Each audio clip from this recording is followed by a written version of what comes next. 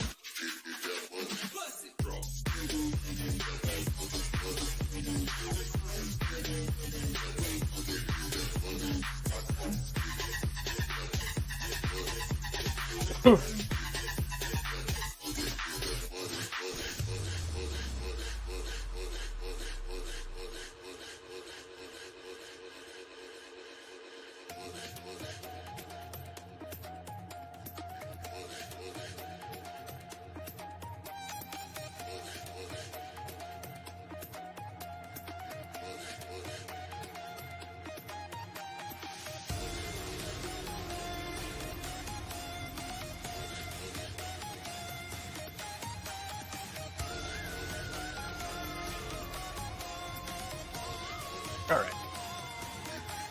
Oh, what is this one?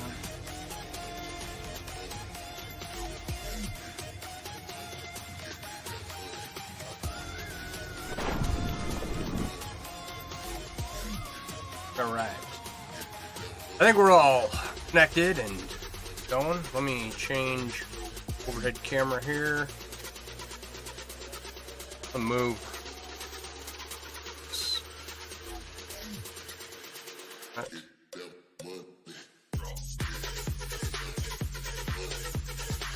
Yeah, we'll go with that right now. I moved my chat box on Streamlabs. Now everything's screwed up. But this will be fine. I think. We'll see what happens. Alright. I think we're good to go. Right now, I'm working on this piece here. Just a dual strand Byzantine bracelet. Those of you on the overhead, in a little bit. So, this was like in pieces in a plastic bag. I don't know why. So, I was like, all right, let me put it back together. See what we'll see what happens. I took it apart for some reason, and I couldn't tell you why. Now I just get to put it back together. How's everybody's night tonight? Finished having dinner. Got the dishes done. Got a load of laundry going. I have a work uniform for tomorrow, so I'm not too concerned about getting all the laundry done tonight, which is nice, but we'll see. Other than that, I was down here working on stuff this morning. I realized I screwed up. So, when you measure, this is if you make jewelry or any of that stuff, if you're a crafty person, when you measure jewelry, bracelets specifically, like, where's my cone? All over.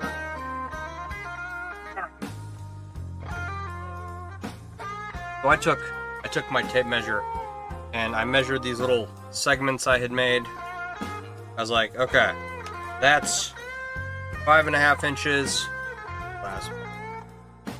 Plus the clasp, it's 6.5. You know, that's like the smallest size I can make. You know, that's really not the way to measure a bracelet, right? What you need, the handy dandy bracelet measuring cone. They're cheap. They're cheaply made. this section, when I bought it, the reviews were like, oh, this part comes off, but I just put a string around it and held it in place. Eye bracelet. And I'm at 7 3/4, 7.5, roughly. And let me show you the difference in size. Right? So from... We've still got another 2 inches on... 3 inches on this, on my bracelet. Join my fan club. Beat the cube, yeah. We'll get there one day. Thank you for the heart. Appreciate you. So, anyway, it is important to measure your bracelets going around something. Does that make sense? I hope that helps some. And if it doesn't, you know, I try. Anyway, so I'll fix all those little... Got 6 bracelets here that I need to fix, lengthen a little bit. I'll get to it later.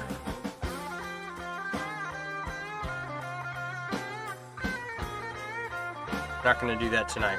Tonight we're going to finish this little dual strand bracelet here and then go on to more beads. I would like to get this pile of supplies next to me diminished significantly so it can get out of the way. It's been on this desk, it's been on the table behind me, it's been on the table behind that, moved around, bumped around. I think I need to change the focus sensitivity of the overhead camera here. I don't know how to do that. Turn it to a manual focus, maybe? I don't know how to turn down the sensitivity. It's like it keeps going fuzzy. Like it mostly works okay, but when I transition from something laying flat on the desk to holding it in my hands, it's a little wonky. That's okay. It's better than, it's leaps and bounds better than my last camera. So, alright, I'm just making Byzantine bracelets right now. That's how I designed these bracelets initially using this weave. I do know other weaves besides Byzantine. There's a lot of them out there. There's a lot of creative people that come up with new weaves. I've never been the type of person come up with a new weave. I never thought it would. Something I could do.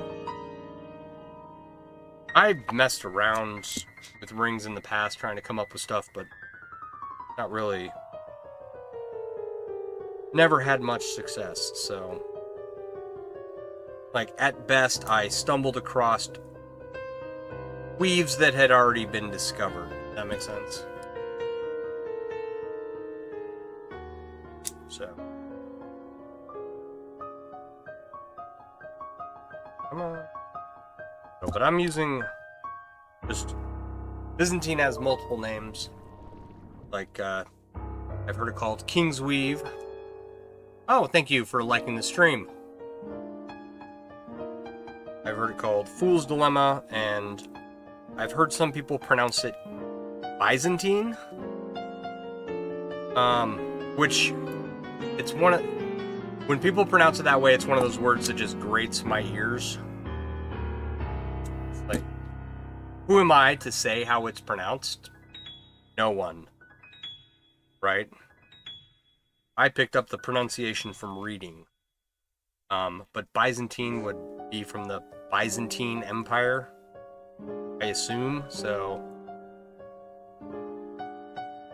I don't know. I don't know what the correct pronunciation is, or what the origin of the weave name is, but I just call it Byzantine, and that's good enough for me. And it's fairly simple weave once you learn it. It becomes old hat very quickly, but you can do some cool stuff with it.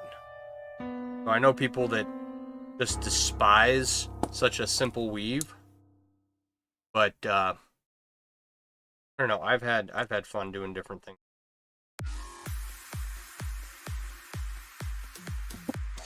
All right, like I've got a coffee cup wrapped in interwoven Byzantine hexagons, and a Christmas ornament wrapped in Byzantine hexagon. And it's just a cool looking weave. So I can imagine for vendors and people who make it all the time, it probably does get very tiresome because it is also a popular weave. And it is a historical weave. So there's few enough of those in existence. Most chainmail weaves have probably been invented in the last 30 years, 40 years.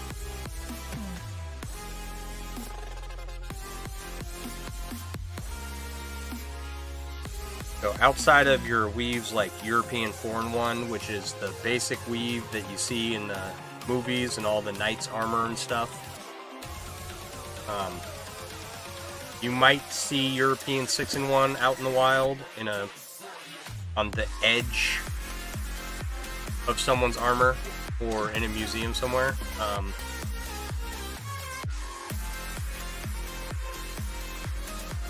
It's rare, but it does exist. So those are your historical weaves. There is Japanese weaves. Japanese Foreign One was a historical chainmail weave from Japan. But as far as like jewelry weaves go, Byzantine and I think half Persian, a weave called half Persian, looks like this.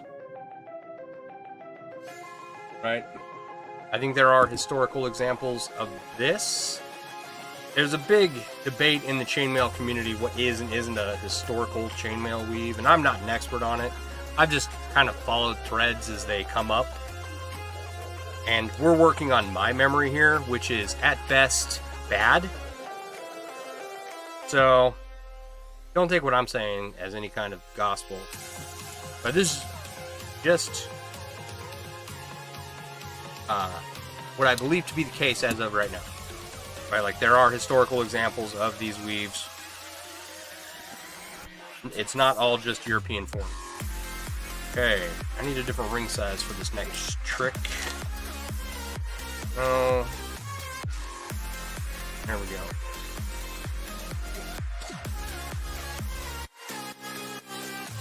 A couple of these ought to do us.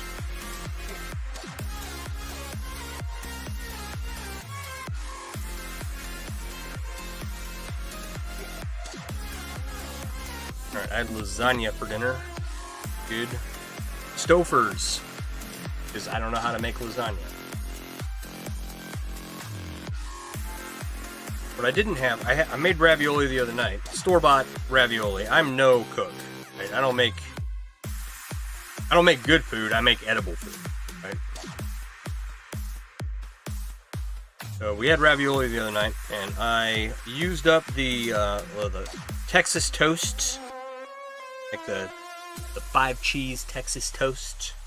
It's like garlic bread, basically.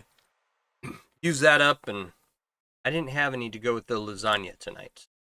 I was debating running to the store, but I was in my pajamas, and I was like, yeah, it's probably not going to happen. Better luck next time, I guess. That go? I gotta fix that ring. That was like wildly out of place. Not. There it is. You wanna, if you're weaving rings, especially for jewelry, you wanna make sure that your closures are good. And that includes, you know, closures side to side, making sure the butted ends of the rings line up. And top to bottom.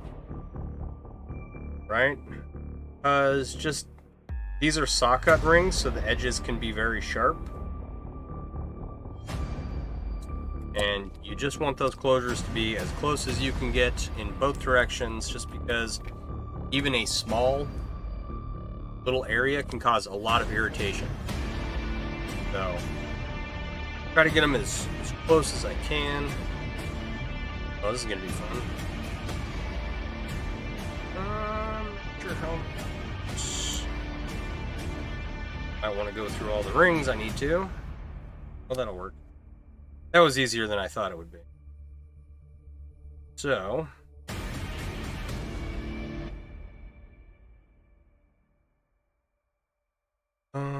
did I do that the right way? Okay, I did. Bending funny. Thank you for the follow, much appreciated.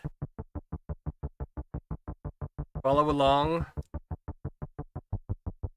Sometimes I make really cool stuff. Like, I just finished up this chainmail balloon dog. He's very cool. Now, I've got to go and finish up my motorcycle gas tank cover.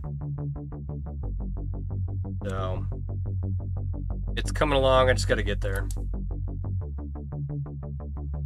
I'm not good with leather, so I'm learning. Let me make sure I put this on the right way. It's always fun when you get done connecting these clasps and they're backwards or upside down. Like, oh man. So that appears correct.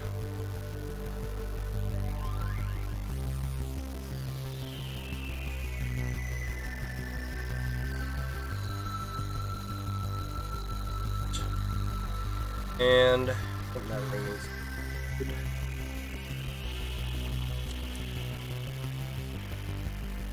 There.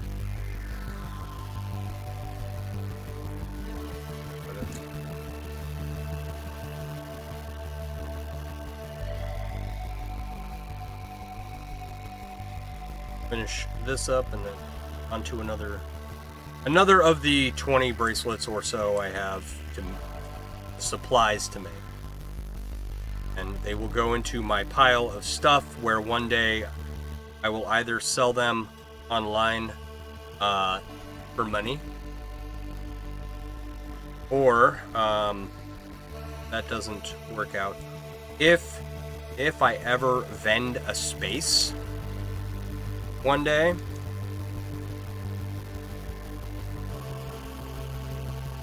that could happen. It's not outside the realm of possibility. I will bring all the stuff I've made for sale with me and set up a vending space somewhere, someday.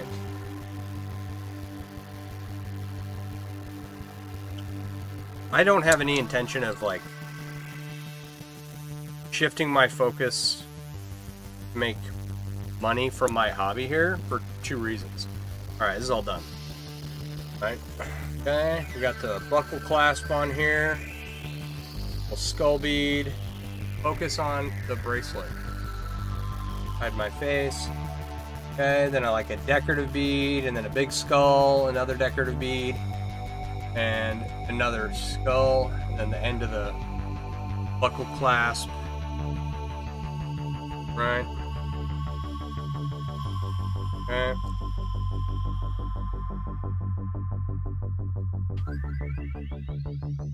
Right. That's the buckle clasp look like when it's connected. It's a good clasp. I've worn mine quite a while. That one is done. So let's move all this stuff out of the way a little bit. This back.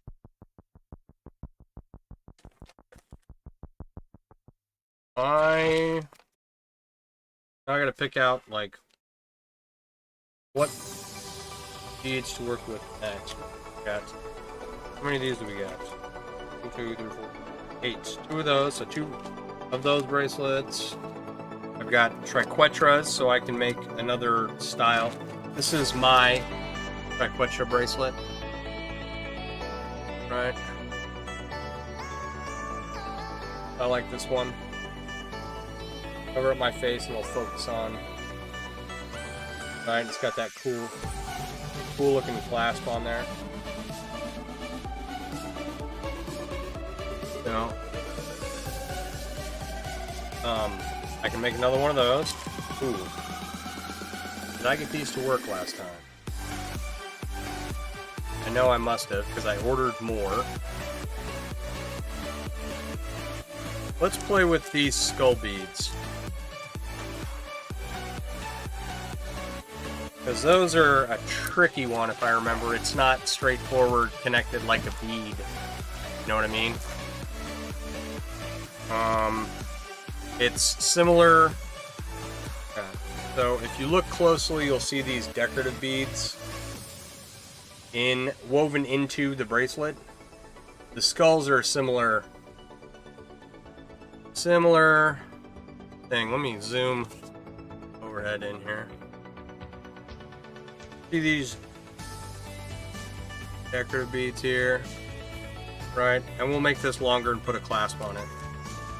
Skulls are similar, if I remember correctly. I've done them once before.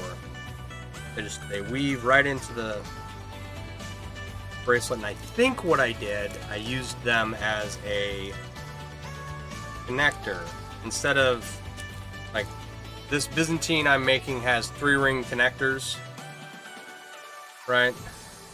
So see those 3 rings stacked up there, right? Every other section. Okay. I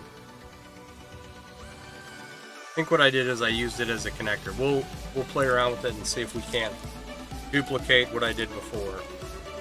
Make it look good. Pretty sure these worked before though. 97% sure, because I ordered more, so I must have, right?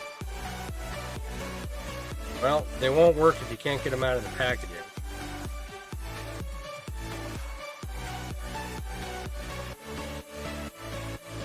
I appreciate the packaging, I do, but sometimes it is too much.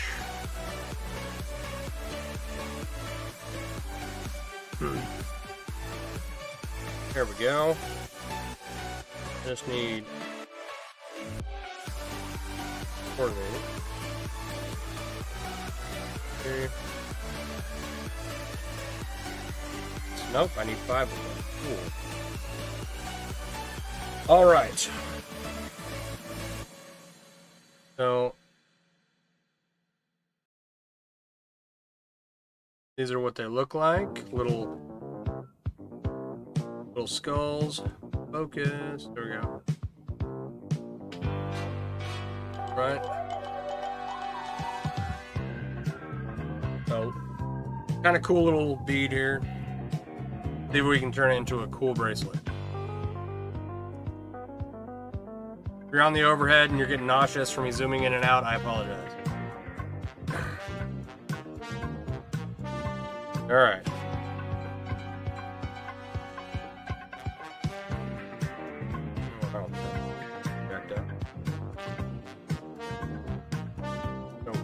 What did everyone get up to today?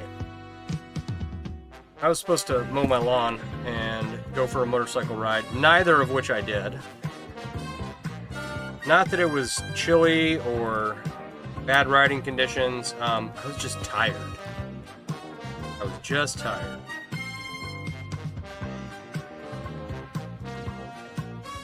So I said, screw it. There's supposed to be some nice riding weather coming up later this week. Hopefully I'll hit a couple of days. I was really busy with work these last weeks, so kind of like I was on call yesterday. I'm on call right now. Mac, what's going on, buddy? I did have a good day. Kind of. We're not doing much.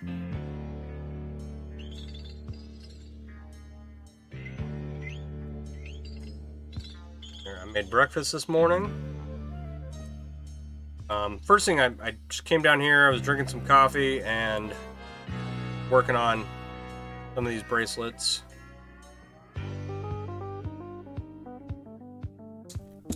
And I made breakfast, and I took a nap. Nice.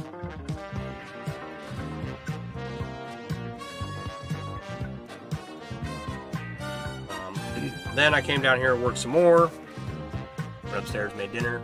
Now I'm back down here. I did not want to. I did not want to mow the lawn. It's the grass really has not grown enough for there to be a significant amount of grass to mow to begin with. So it's really just a couple weeds poking up. I could probably get away with doing that during the week at some point.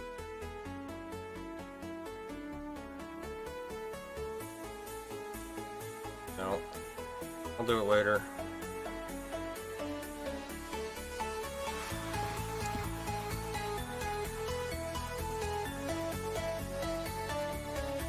Alright. How was your day, Mech?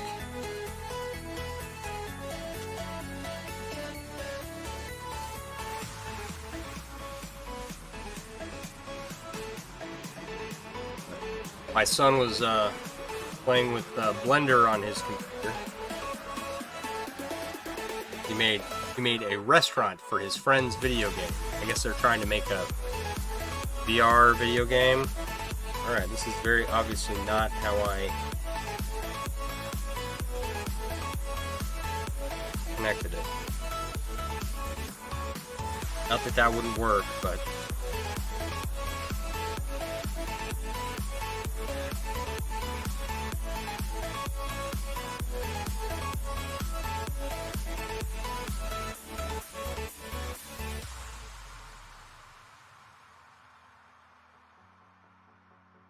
I'm going to continue with this for a minute until I'm convinced that I didn't do it this way.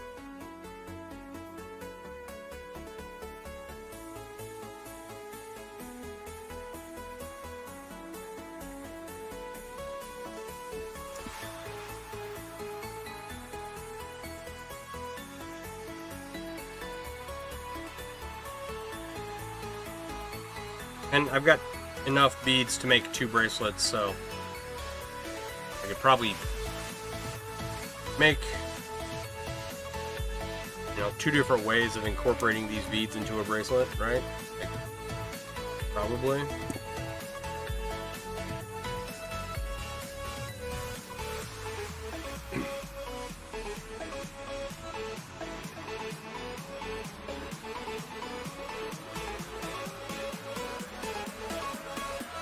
I just remember. Well, here's the first problem: is we're relying on my memory.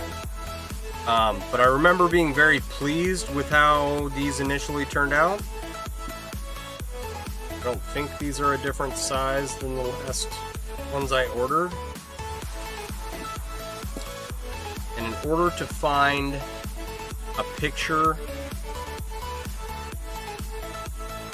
of the last one I did,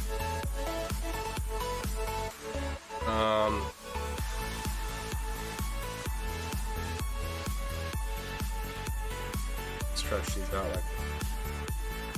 I would have to dig through my phone to find it somewhere. I know I have a picture of it, but as to where that picture is in the depths of my phone, I'm using, so we're not going to do that right now.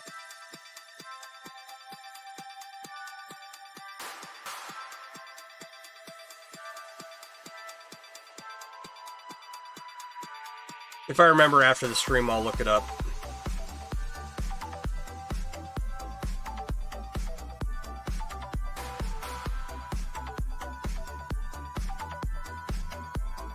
All of these rings need a little bit of adjustment, and it's making things very slow going. Some of them are perfect, and others are kind of gnarly. Like, I wouldn't want to wear that on my wrist, and I wouldn't want to sell it to someone that way. Like, oh, what do you think of the bracelet? Oh, I didn't like it. It took a big chunk out of my wrist. First time I wore it.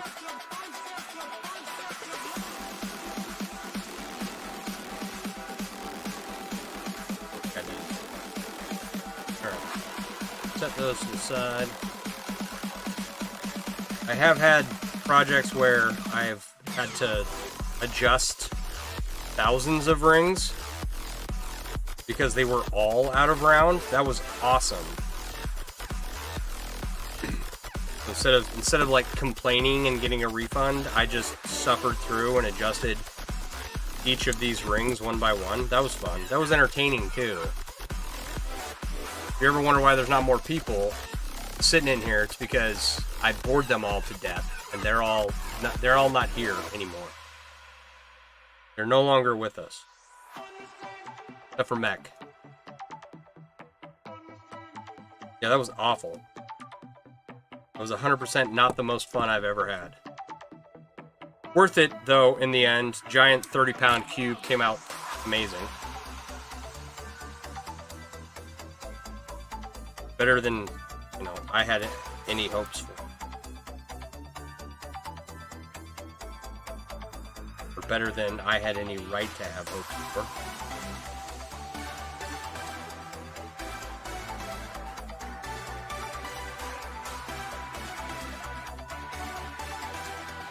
Some of the stuff, like, sometimes I make stuff, and it's like, oh, okay, that was kind of a miss.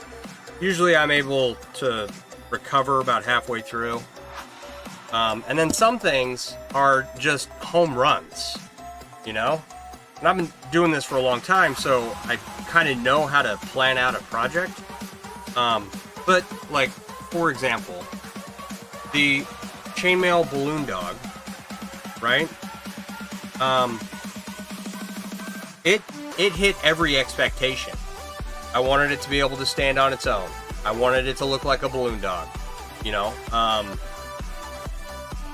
wanted it to be articulatable. Is that the word? I wanted you to be able to move it around. So that was a unexpected wild success. Other things, not so much. I had a big copper ring project I was working on, and it came out about halfway as successful as I wanted. But I have other plans for that too. I need to buy more copper wire. I need a spool of 4-gauge copper wire. Is that what it was? 4-gauge copper wire, 1.5-inch rings or 2-inch rings. I don't remember. But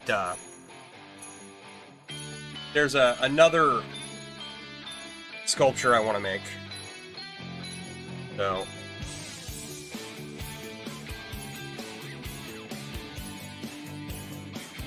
excuse me. That involves copper rings, and I don't know. We'll see if I can get it.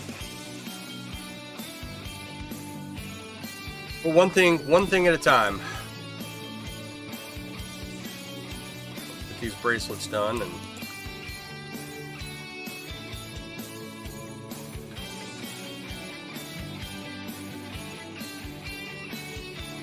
we'll move on to the next thing.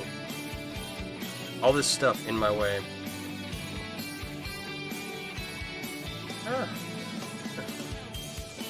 I've got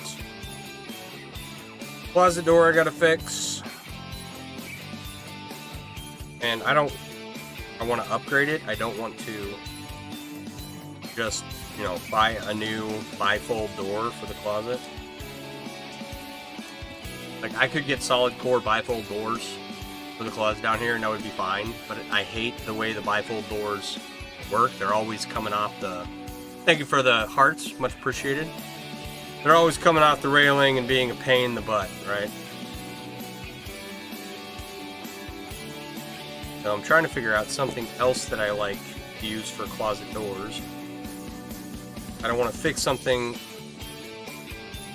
with what it needs originally. or what it was originally, unless I can, you know, upgrade it. So we'll get there. I'll figure out something. I was looking at like barn door, bifold doors for the closet. There's enough room for a sliding barn door for this particular closet, right? It'd be the only closet in the house that had it. The rest would all need the bifold closet door, which they make barn door bifold closet door. So that might be an option. But whenever you change the style of something, my basement is not nearly rustic enough for barn doors. So, like, if you change a door, then you got to change out everything else. Which for the basement would really just be the trim. Not the end of the world. It's not. Like, this works, right? It works. It's incorporated into the chain.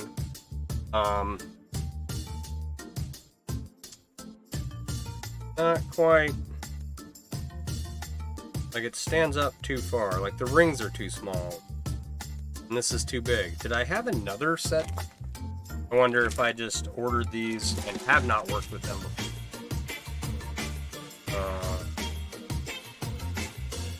Dump all these out. Those aren't skulls. Those aren't skulls. Not skulls. No, no. No. No. No. Oh. These are the same thing.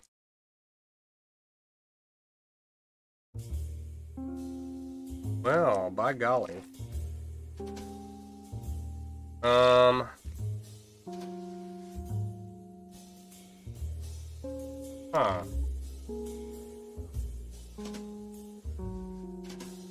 That is only 4. Like, the problem is, if it lays on your wrist like that, it's gonna fall sideways. Like, it's not going to stand up, like, it's gonna fall on its side, which I guess is fine, but I thought... Alright, let me try a different ring size here.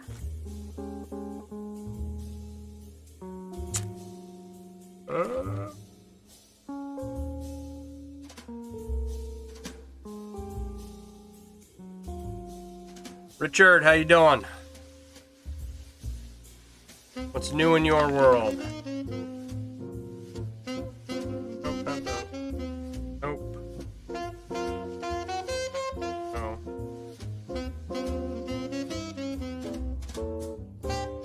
Where are my 1/4-inch rings?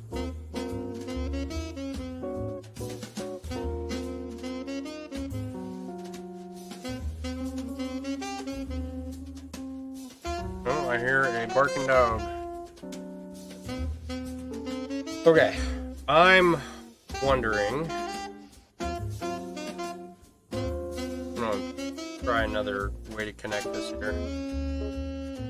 This is always fun playing guessing games.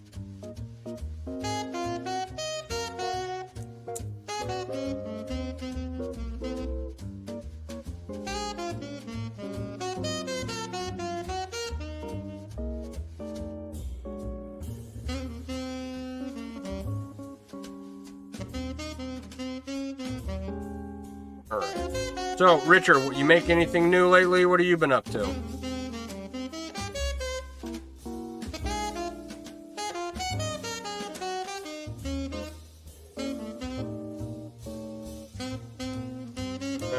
Make the right side. Getting ready to think about going live again? Right on.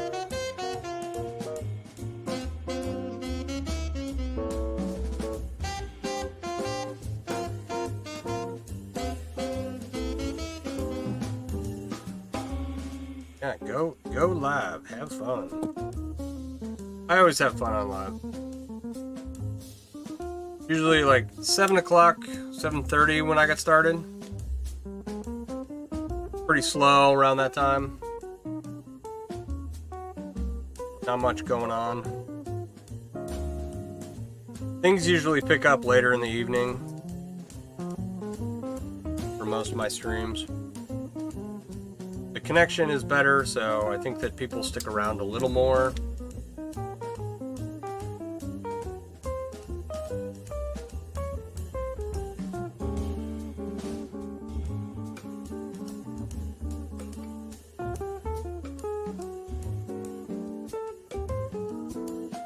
Like as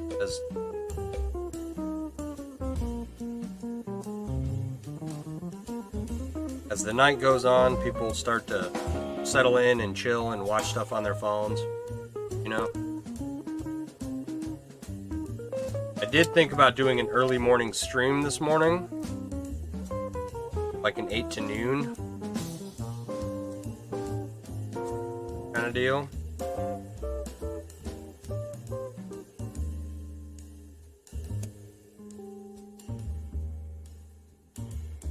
But I had not, like, gotten cleaned up. I wasn't dressed or anything.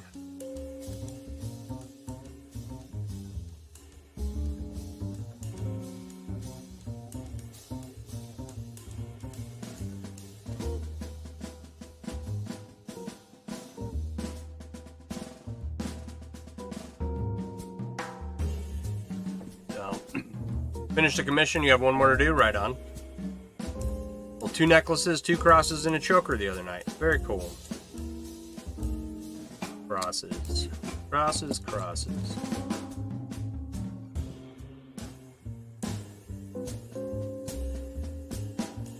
I have plans for a cross sculpture in the future.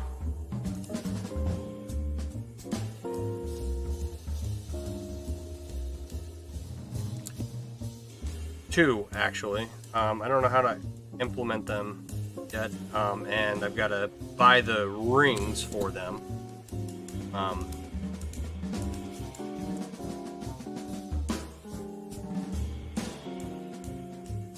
Make handmade crosses a design came up with. Right on. Alright. Alright, Pretzel Rocks. That's enough with blues or whatever.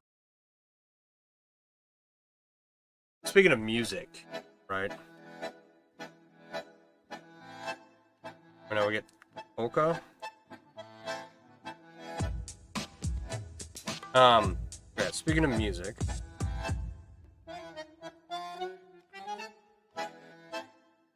So I subscribe to a program called Pretzel Rocks through Streamlabs, right? Streamlabs is what I use to stream to multiple platforms.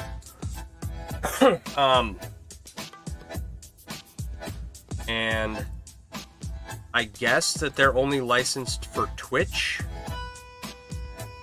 Because I keep getting notifications from YouTube saying, "Oh, your video was muted in certain countries because we can't play that in that country or whatever." Right?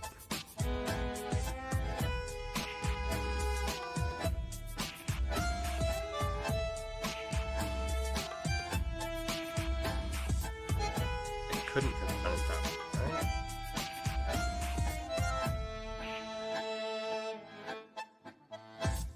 I must have, because there's no way I did it like this. Jeez.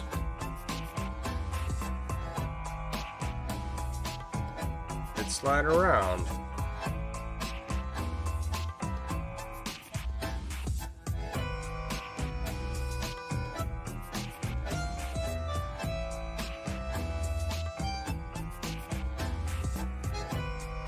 I did do it like that. I don't know. Let's try it. The cross you make her full Persian? Right on.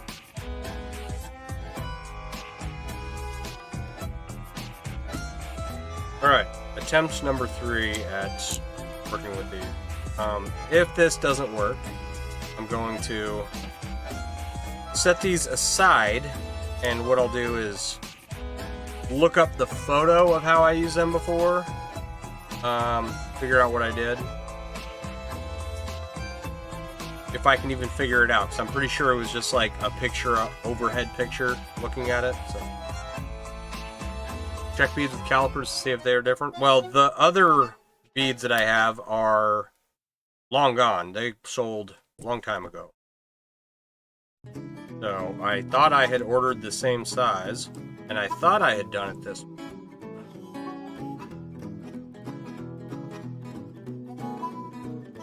But I may be very wrong.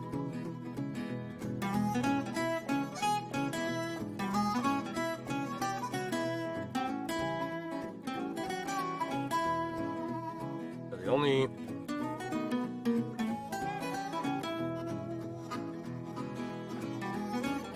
way I can think to do this. Either way, this is the creative process.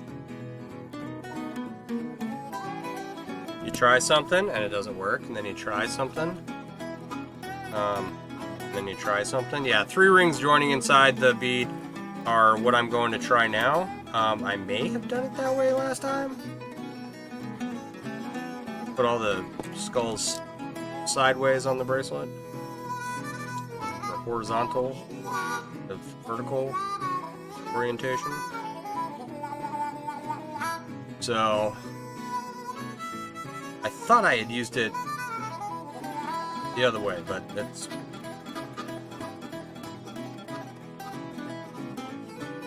I mean, it is what it is. I'll figure it out or I won't. And if I don't, then, you know, we'll figure out another way to orient them. Not that, you have a bunch of new rings coming. Your friend that makes them for you, somewhere around 5,000. Nice. Bunch of different sizes. Very cool.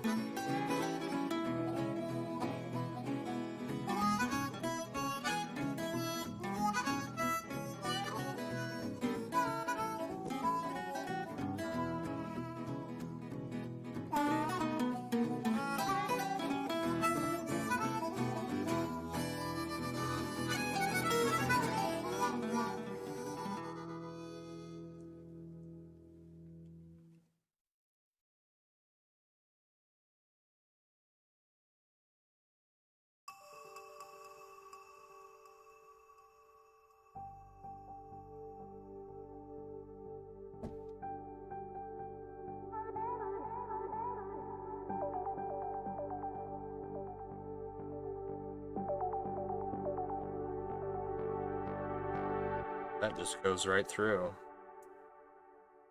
There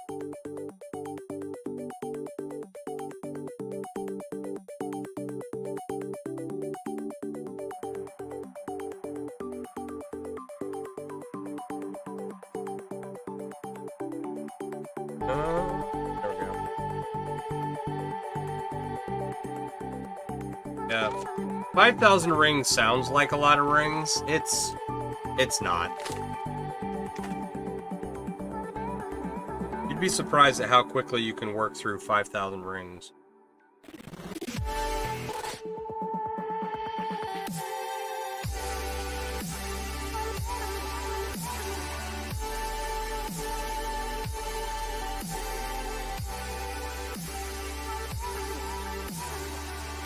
I mean, don't get me wrong, it's not chump change. But you can work through 5,000 rings in a couple of days. And shirts often take like 20,000. Give you an idea of how many rings different projects take.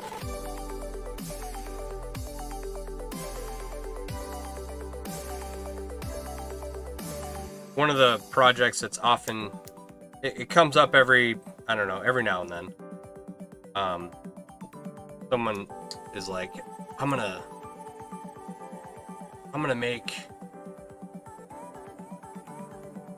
a 1,000,000 ring shirt, right? So if you're trying to make a shirt with 1,000,000 rings, it's going to have to be a very small ring, and it's not going to have the strength to hold itself together. That the whole concept would just rip itself apart, or it would be so insanely heavy that it wouldn't work. but it does come up every now and then. 6,000 rings in a 10 by 10 by 10 cube.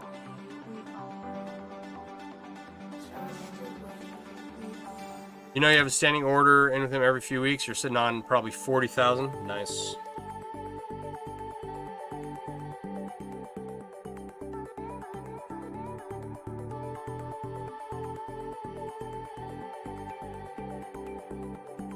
I have no idea how many rings I have on hand. It is fewer than it once was. I've worked through a lot of my old stock. Don't have much left. Which is good. I don't want to have a lot of the old stock left. I want to finish what I have on hand, so I can move on to bigger and better things.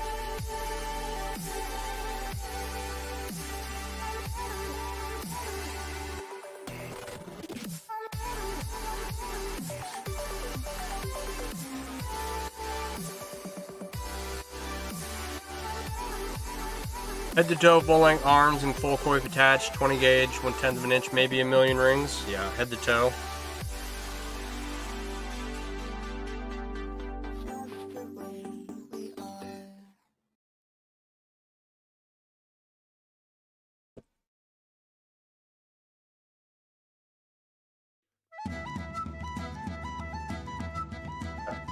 Head to toe armor. A lot more involved than just a shirt. Ran out of specific sizes? Yeah, that will happen. That was another problem I had. I had a bunch of random rings in random materials and random sizes. Nothing was really the same, so I had to come up with something to make from what I had on hand, right? And I made some interesting stuff. Some of it came out good, some of it came out... No.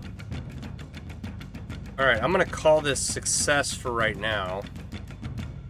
I don't like the way that is.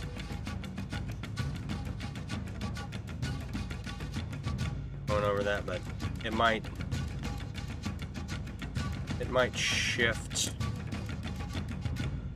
Kinda sitting where I want it.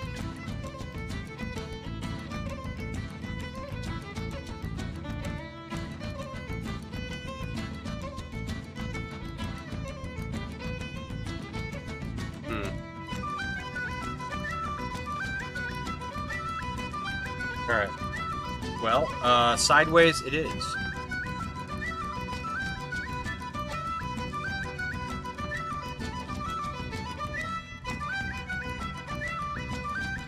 Alright, 100 rings is 1 1/4 by 1 1/10 inch in that size.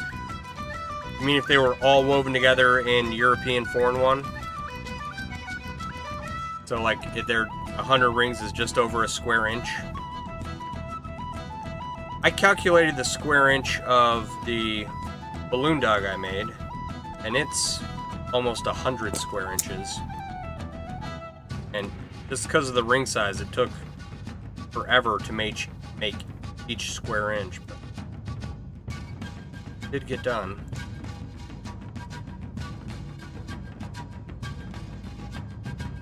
Yeah, keeping rings stocked in sizes you want, like, because I don't work on commission, I don't have certain, what do you call it? I don't have like a set ring size, a set stock of ring sizes. So I just order what I need when I need it right now. But one day, Wayward and Whimsical, Amanda from Wayward and Whimsical, she has these giant chests full of drawers, and they're filled to the brim with hundreds of different sizes of rings, and I'm very jealous.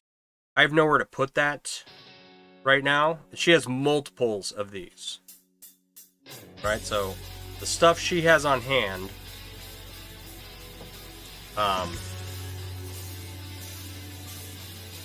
just the rings by themselves, it's a ton of money.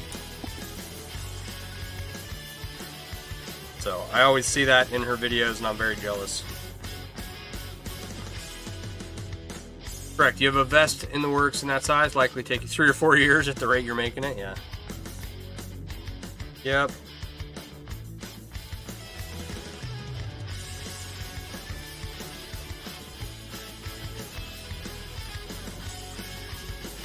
I don't want 3 or 4 year projects anymore. Like that Finnegan's Wake flag I did that took me the better part of 20 years.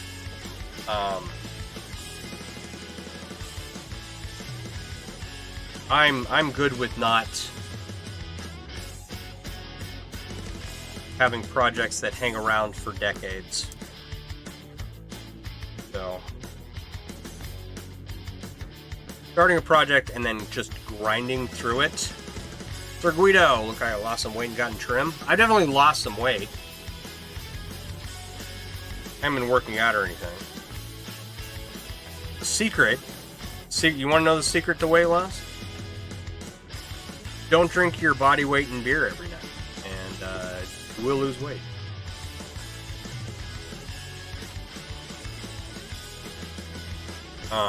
The other secret is to move. Don't sit in your office chair all day in front of your computer opening and closing rings. Get out and be active. Not that I'm very active. I'm not. I'm lazy. You do a lot of special orders as well, so you make sure to keep them available. Right on. Don't drink your calories, period. That's what I've learned. Yeah. Yeah, that'll help. So, I think at my max weight, I was about 260 this time last year. And I'm 230, so. Like, I literally didn't do anything to drop the weight except go back to work, and you know, I don't drink as much when I'm working full time. So, Max, you stopped gaining weight when you were almost 305 before you stopped drinking every weekend with the boys. Yeah. Also, take your meds properly when the doctor prescribes meds for thyroid dioxide. Oh, thyroid disorder. Yeah, okay. So I get to go into the doctor, and he's going to try and talk me into taking thyroid medication, levothyroxine. And he's going to try and put me on Lipitor for my cholesterol, which has improved since the last time I had labs drawn. And I'm going to tell him, it's like, well, I'm just going to take an omega-3 supplement. I'll, like, double up the dose of what I was taking. And then for my thyroid, a lot of people have, like, low thyroid, low free T4, but high T3. So, like, the thyroid stimulating hormone is being released by your pituitary gland, but your thyroid can't convert that T3 into T4. And so you get fatigued and tired and you gain weight,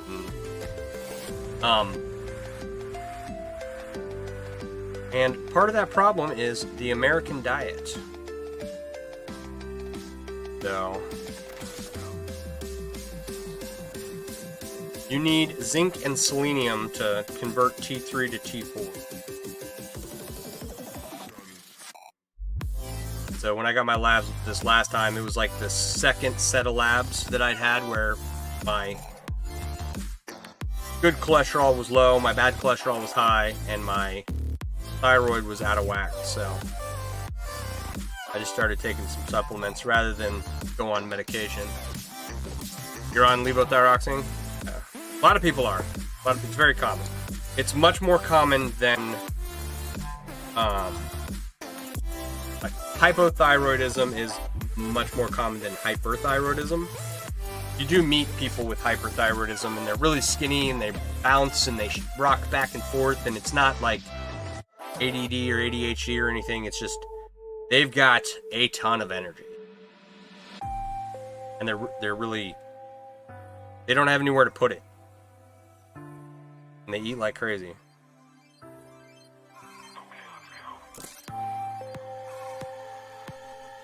I worked with a nurse who had hyperthyroidism. And I was an LPN and she was the RN, and usually it's you work in a team, and the LPN does a lot of the grunt work and the RN does a lot of the charting a lot of the times, or at least that's the case how it worked in the facility I worked at the time. But she had so much energy, she'd run around, and she would get everything done before I even had a chance to do. It was great working with her. Her name was Stacy. Last labs are pretty stellar. The only thing that was bad is your iron. Your thyroid has 0 activity levels. You can't sweat. Yeah.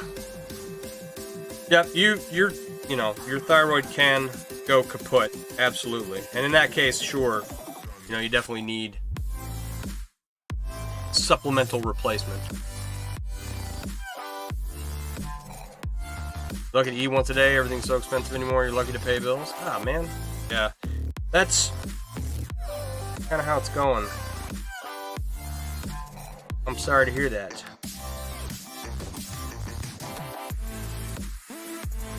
It's a rough time economically for a lot of people. What am I doing? Okay. Not adding the next one yet. So, are you selling chainmail stuff to, like, pay bills and get food?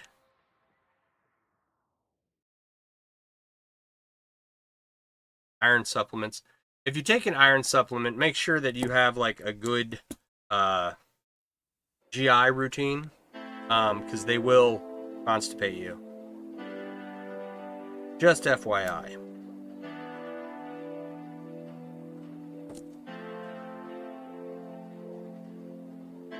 And you'd think iron, it comes in a little green pill, right? But iron oxide, you'd think it would turn your poop orange. Nah, it turns it green. These are fun things you learn from your patients as a nurse.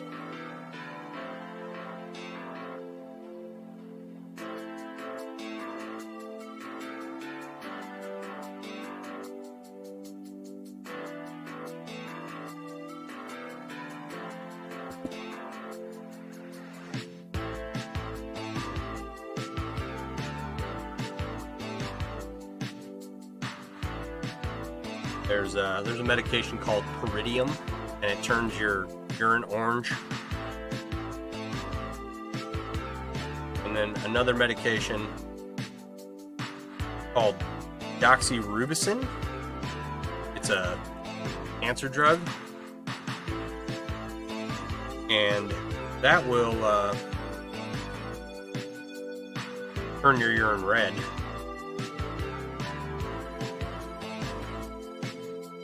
I think it's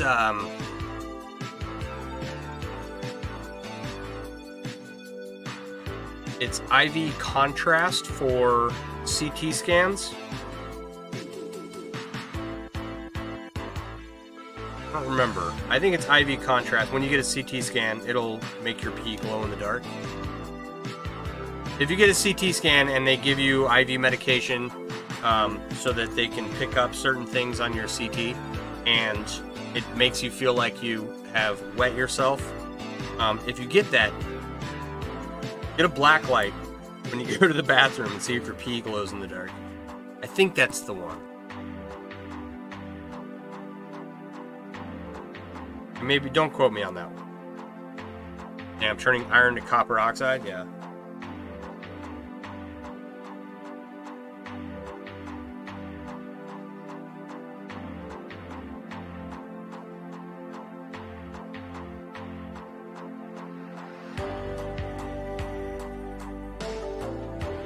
What's that? Alright, enough about medication that changes the color of your excretions. Amber, every time you pop up, how you doing? How you doing today? Thank you for the hearts and stuff. every time you pop up, a Metallica song called Sweet Amber pops in my head. I don't remember what album it's off of. But it goes like, oh, sweet amber, dun dun dun dun, how sweet are you? Anyway, how are you tonight? Have a good live, going to figure out one meal for the day. There you go. Alright, have a good one, Richard. Good, took the kids to get candy at the candy kitchen. They have a sugary treat tonight. There you go.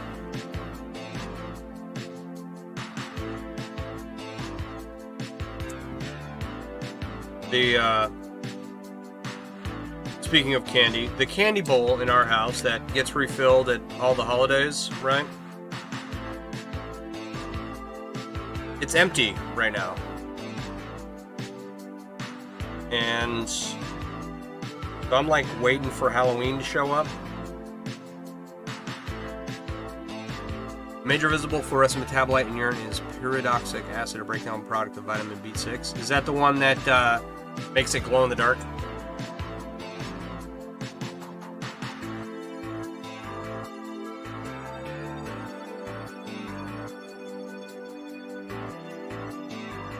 Yes, you have a song. I'd play you that song. I'm probably gonna get a warning strike on Facebook for singing the 3 seconds of lyrics to that song. But whatever. Now, the contrast agent used for CT scans will not make your urine glow under UV or black light. Standard contrast material is filtered by the kidneys and excreted in the urine without changing or causing it to fluoresce.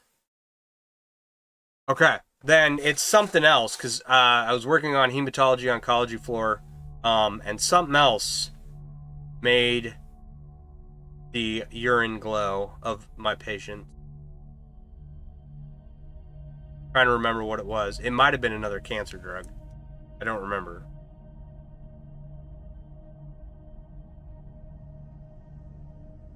I shouldn't get a strike for singing. Well, I'm just expounding on the point that every time I turn around, I'm getting notifications that, you know, your video was muted in this country because we don't have copyright license there, blah, blah, blah, whatever. It's annoying. Not a fan of social media platform. Your friend. Alright, this kind of does not look the way I remember. This looks closer.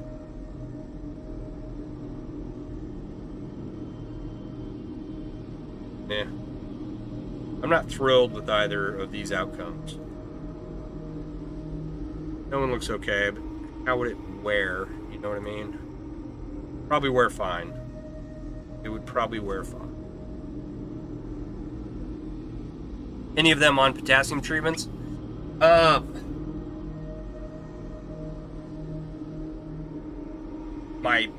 The patients that I had in hematology oncology, yeah, everyone is on potassium.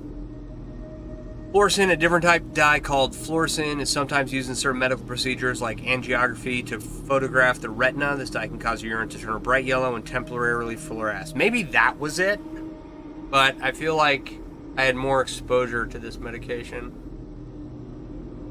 I don't remember. Been a long, long time since I've done any of that, so.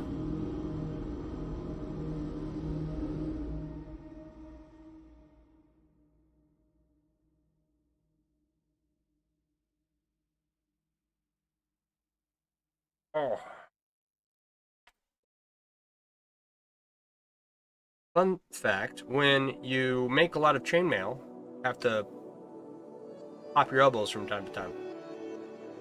I've also woven to the point where I went to go stretch and my sternum popped. That was really painful the first time it happened.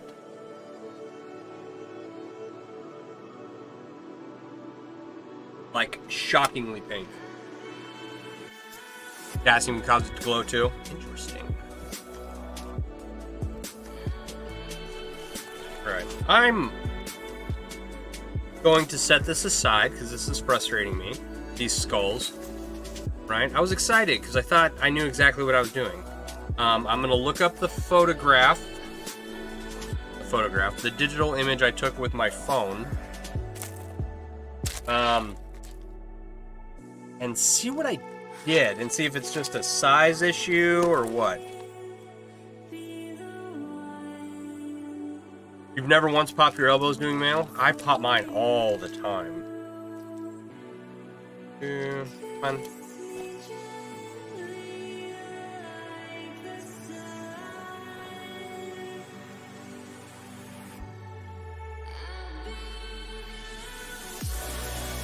Alright, this should be fairly straightforward.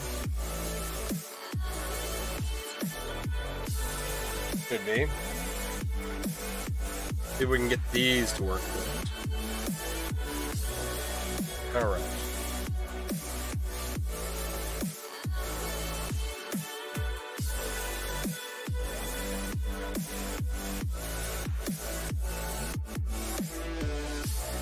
Kid found some black currant candy. Nice.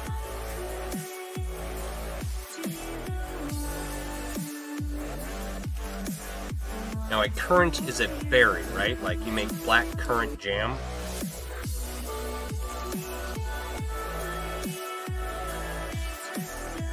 And it's like a UK thing, right? And I only ask that because I don't think I've ever had it. I think it's the only reason I'm familiar with it is because I read Redwall growing up. Love black currants while you were living in Europe. Where did you live at in Europe? Didn't know you were a world traveler. I never lived in Europe. I stopped in the Shannon Airport in Ireland overnight once on my way to Iraq. That's as close as I got. And you want to hear a story of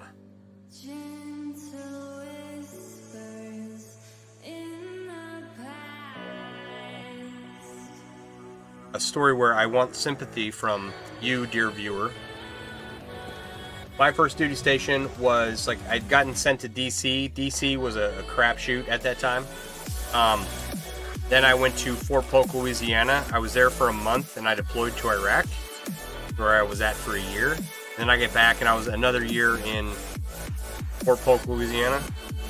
My brother's first duty station in the Navy was Sicily, Italy. So he got that train ticket and went all around Europe, right? And went to Edelweiss Resort. And here's the funny part. Okay, so Edelweiss is a song in The Sound of Music. My mother watched The Sound of Music every day that I was growing up. I've seen the movie 600 million times. Okay, I know every word to every song to this day, right? And my brother, when we were talking to him, he was pronouncing Edelweiss wrong, right? Like I'm pronouncing it how they pronounced it in the movie, and he was like, "Yeah, we went to Edelweiss, and we spent a couple nights there." And I was like, "No, dude, how did you not make the connection from The Sound of Music, the movie, Edelweiss, to the Edelweiss resort that you stayed at? Like, come on, bro. But let's use your brain here." But yeah, no, he got Sicily, Italy as his first duty station, and Japan as his second. I got Fort Polk, Louisiana, and San Antonio, Texas wasn't too bad. USA banned black currants. It's more nutritious than elderberries. Nice. You live in Italy from 11 to 18 years old? That's cool. You love The Sound of Music. We watch it at least every few months. I haven't seen it in years. Do I own it? I might not own it. But it's on my list of DVDs or movies to buy eventually one day. So I haven't seen it in a long time, but The hills are alive with the sound of music. That's where The Sound of Music comes from, that song. Break it out, the kiddos love it. You can stream it on most streaming platforms. I'll have to do that. Sit down and watch it. Problem is, like, my mom died in 2019, so things that remind me of her are like, they're not off limits, Like, I was watching V for Vendetta the night I got the phone call that my mom passed away. I think I've seen that movie like once since then.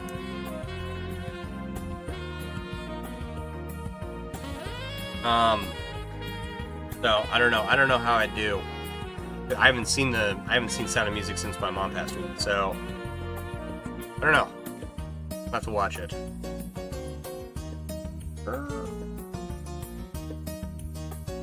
Oh. Why are you being difficult? You are 16, going on 17.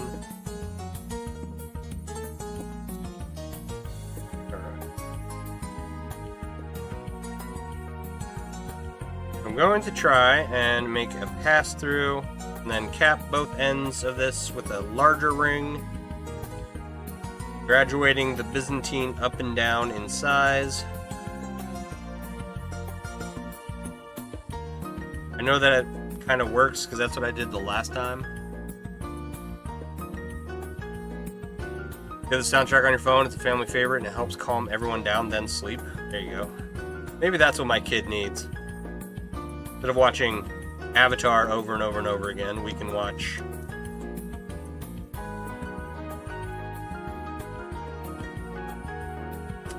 a little Sound of Music.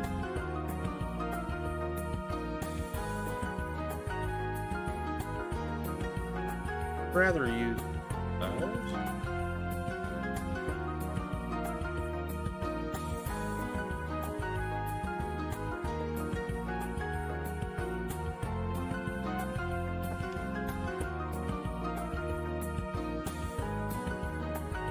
Yeah, but if you've never seen Sound of Music, great movie.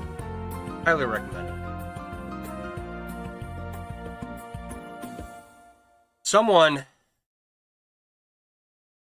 Okay, so speaking of musicals, this was a curveball that someone threw at me the other day. And it was, they posted like, you know, you don't have to tell me that you were a homeschool kid from the 80s and 90s when you're singing the soundtrack to Rigoletto. Right? I don't know if anyone here has ever seen Rigoletto, but it was like, it's like the Phantom of the Opera for Christian homeschool kids. And it's not bad. I enjoy the movie. It's fun for a kid's movie. I definitely grew up watching that. Though not as much as Phantom of the Opera or Les Mis or...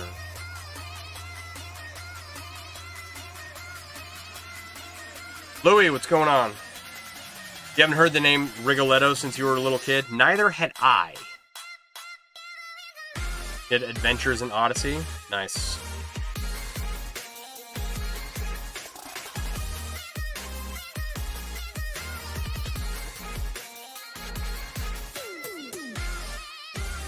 Now, Adventures in Odyssey is the...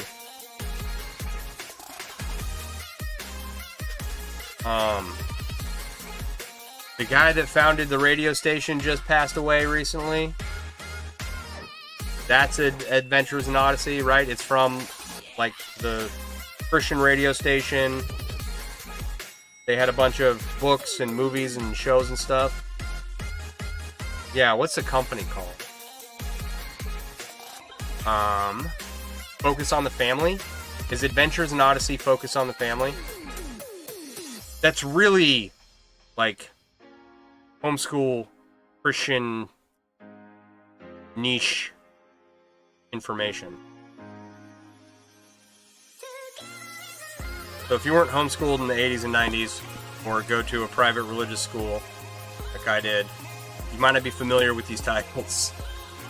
Yeah, it's Focus on the Family. Okay, The Pebble and the Penguin too. I don't know if I've seen The Pebble and the Penguin.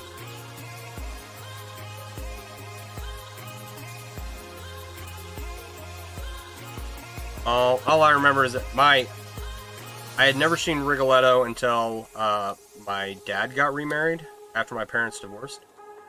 and my stepsisters were big fans, and then because it was a musical household, everybody started watching it and participating. Speaking of my stepmom, I told you guys about my stepmom.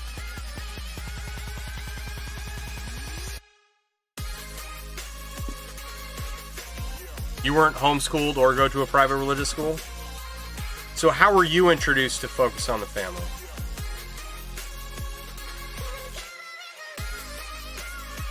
That's, I mean, like, I'm not saying that's the only way to get exposed to those things. It's just the most common.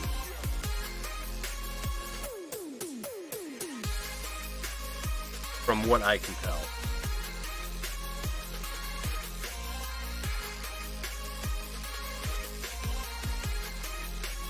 Correct. For your parents, the only two radio stations that came in were country or religious radio? Nice.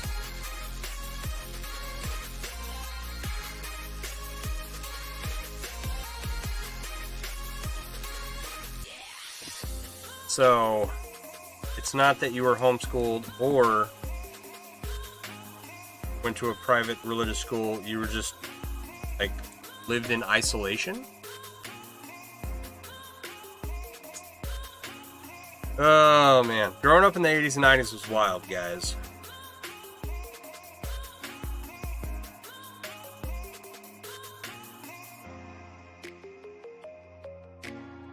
It was just that rural in the sticks, yeah. I've lived that rural in the sticks, so...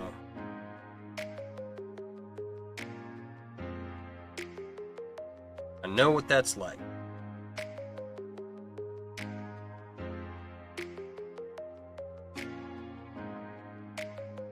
I wouldn't say, you know, where I live now is not exactly like metropolis or anything. It's definitely much more built up than Middleton, Idaho, where I spent a significant amount of time living in the sticks in a double wide.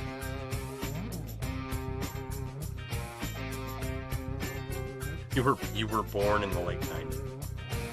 That's right.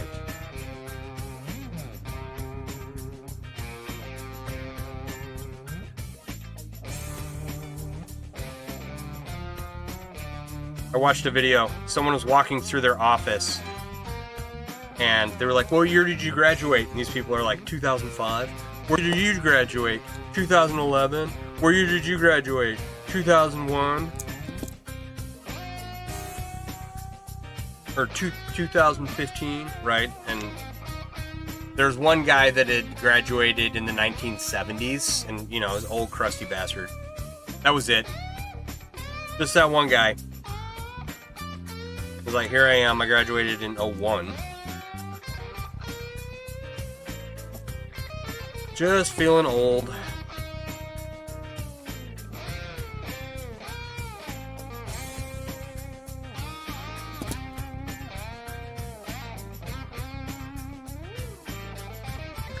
Great success. Alright, that worked out near perfectly. Yes. 03 for you.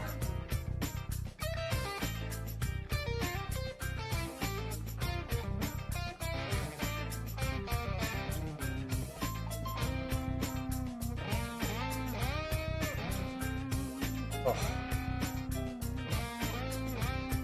When you've been weaving all day, it takes a toll on you. Sure.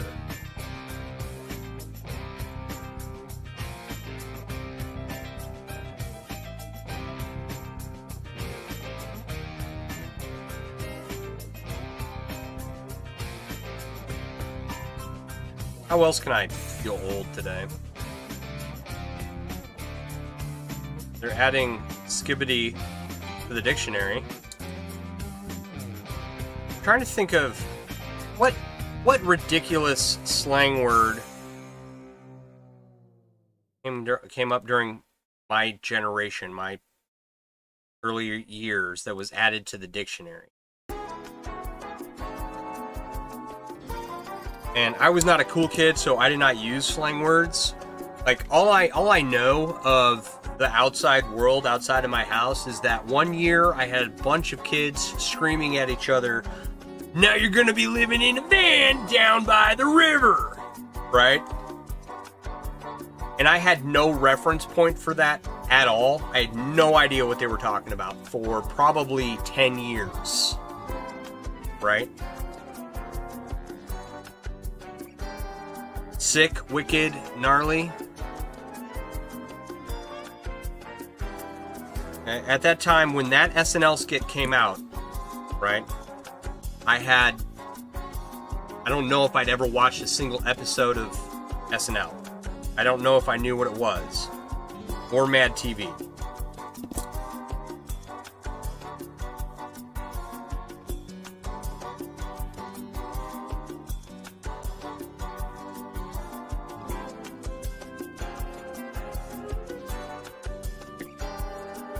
This is, before the internet and before memes and everything, and one day in high school, freshman or sophomore year, people were just yelling that at each other, and it's like, don't know what's going on.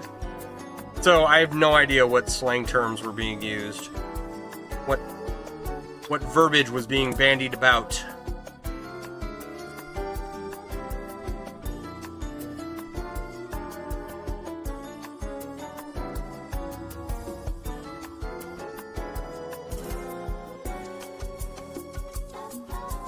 Amber, are you saying lol because you're laughing at my living in a van down by the river, or are you saying lol was one of the words that was entered into the dictionary during our time growing up because of our generation, if you will? Either's fine.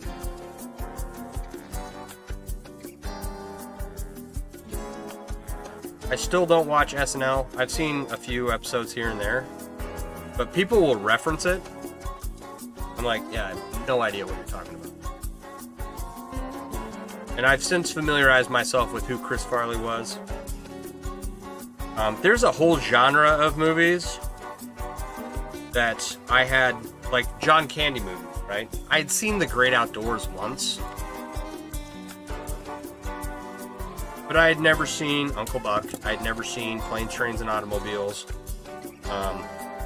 My dad did not like Steve Martin growing up. Like, once I started watching movies like my dad liked to watch, they're all action movies, like RoboCop and Predator and Rambo. Is you laughing at that SNL skit? Someone of our generation said that. You're not an SNL fan? Yeah, neither.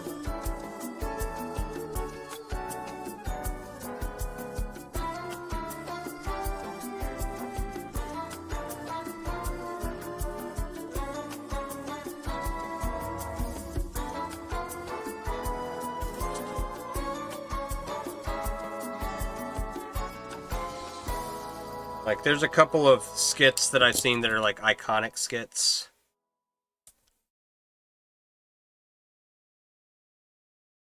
That I've just grown familiar with over time as to what they were.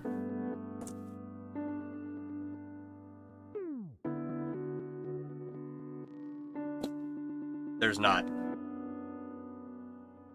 Okay, photobomb, parkour, podcast, selfies, some of that were added in the 90s. Funny 23, how you doing? Okay.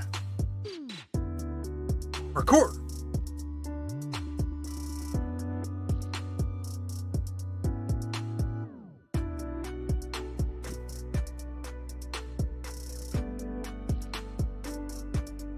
Okay. Trying to smooth out these closures. Killing me. All right. Did I show you guys? We got one kind of captured here. It's good. The skulls are like upside down, right side up, upside down, right side up. All right. For anyone on the overhead, I'll zoom in for you. Glamping. It's a good one. Bromance, mansplaining. How you making, man? I'm making. One ring at a time. Okay, so that's pretty sure that's how I did it the last time I got this particular beat set. I'm making a bracelet. I've got these beads here with some skulls on them. I'm gonna add them into a bracelet like so.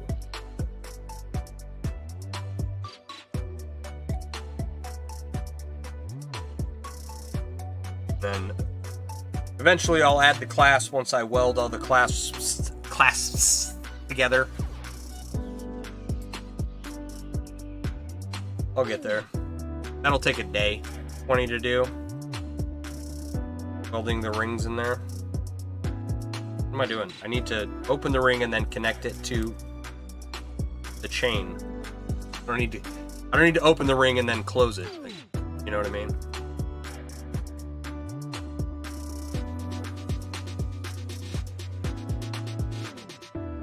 So I'm making bracelets. I've got about 20 to make or so, or at least I have 20 clasps. 20 clasperinos.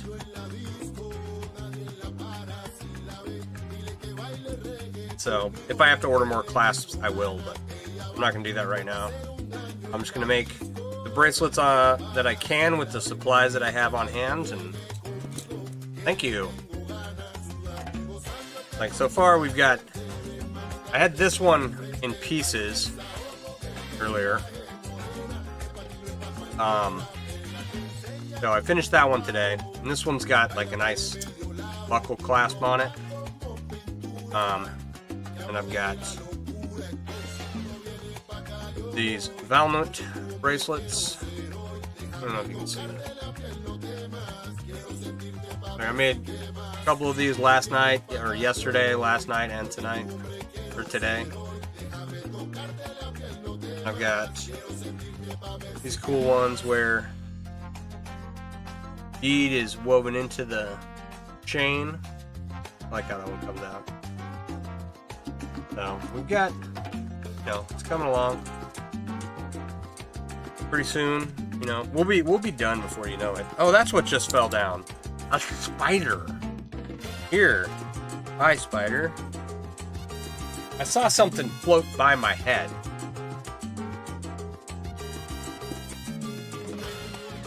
Then I didn't realize what it was, but then it was crawling around on my desk. I was like, oh. The heebie-jeebies. Who's ready for Halloween?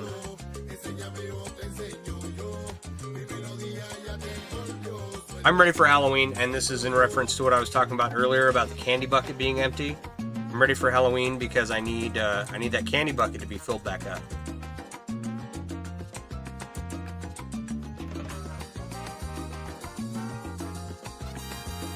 We usually have a lot of kids come to our neighborhood. We give out lots of candy every year. Our neighbors are pretty good. One of our neighbors, two of our neighbors hand out full-size candy bars. I make sure my kid stops at their house. Last year he was like, I don't think I'm gonna go trick-or-treating. I was like, yeah, you are, because you're gonna go get my candy. That's what you were born for. Now go. What was he last year?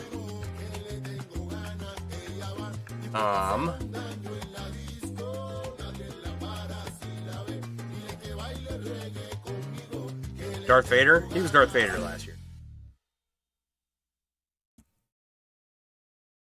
Morning, the VMAs Youngblood just did a tribute to Ozzy. You're watching the VMAs, Youngblood just did a tribute to Ozzy. Like a song tribute?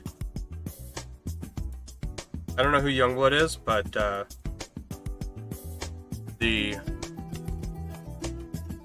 I'm sure it'll come up in clips. I'll listen to it when I come across it eventually. Ozzy, man.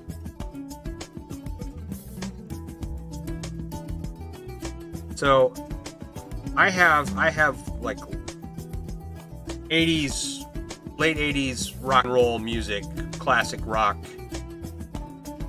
that I listen to, right? Dad rock. Okay. And I grew up listening with my dad. My dad had all the vinyl.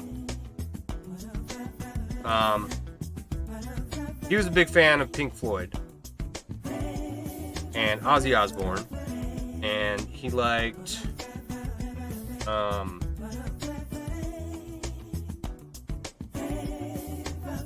this other band.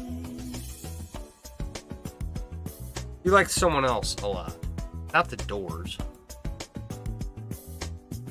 Aerosmith. Liked Aerosmith, right? Yeah, a bunch of songs in a mashup. Youngblood is an artist that Ozzy recently made a successor. Oh, Aerosmith. Okay, I'm sure that'll be all over the interwebs here pretty soon.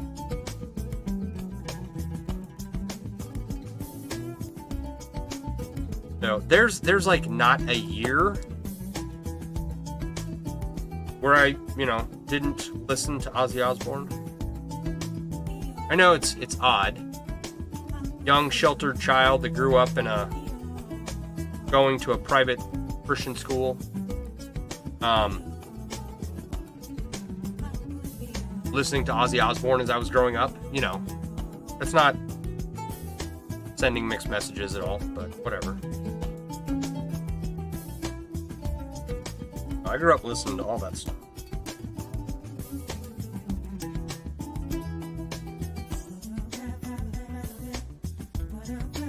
So, I did not get to watch his last concert as it was playing. I watched a bunch of it later on. So,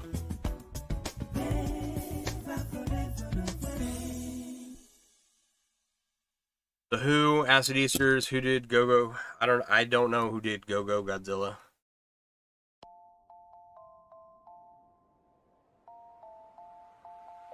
And I couldn't tell you all the... Oh, you know what? Here you go. Simon and Garfunkel. My dad had a lot of Simon and Garfunkel vinyl. Why is there an unstable connection? Okay, so good news is the fiber's getting hooked up on Wednesday. Right? Should be able to upload at tremendous speed. Right? Be awesome. Bad news is, I don't know if that's going to fix my signal down here. So, I know that they make Ethernet cable to cell phone conversion connectors. So, I might just pick one of those up and plug it into the Linksys tower over here, which kind of negates the need for a mesh network down here at all, but whatever. Blue Oyster Cult. No, well, a little bit. My father-in-law was a big fan of the Moody Blues. My father, he's now passed. Is this your job or your hobby? This is my hobby. Sometimes it makes me money, but I don't do this for work.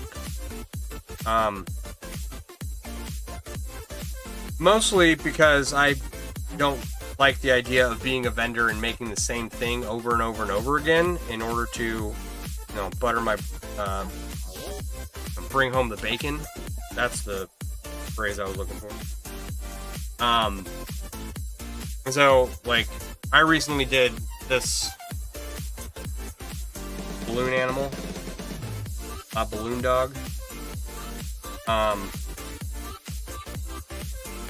And if I did this as a job, I never would have had time to make this, right? So, it's a hobby, and I wouldn't call myself a hobbyist necessarily, just because I've been doing this for so long. But I don't do it to make money every day, if that makes sense. Sometimes I sell stuff and people pay me for it. Most of the time, it's just me making random stuff. And the reason I stream it is so that other people... Okay, so the largest chainmail community on the internet that I'm aware of is about 30,000 people. Okay? You go to any other hobby, and there are millions of people in those groups, right? Like crochet, knitting, woodworking, blacksmithing, right? Millions of people in those groups.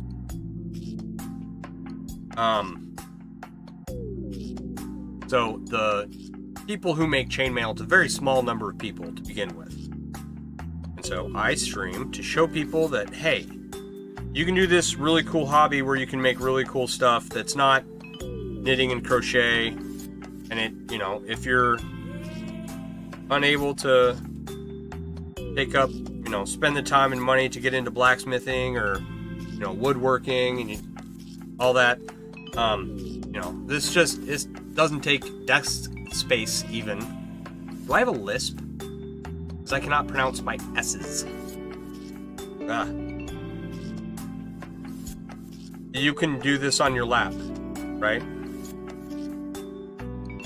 So, and you know, get your pliers from your grandpa's toolbox.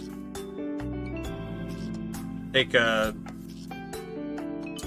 coat hanger, brass coat hanger, and wrap it around a rod of some sort, and you've got a spring, and cut the spring into rings, and you know, you're good to go. Like, it's easy to get into, and then it gets progressively more expensive as time goes on, of course, but that's kind of the nature of hobbies. So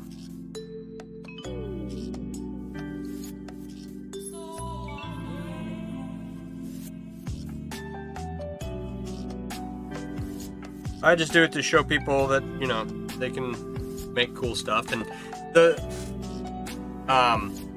I got introduced to chainmail through my uncle, right? And all it took was him showing me that it could be done by hand. I was 14 years old. I didn't need a whole shop or a forge and anvil, and ever since then I've been hooked, right? So if I can just show people that you can make this stuff,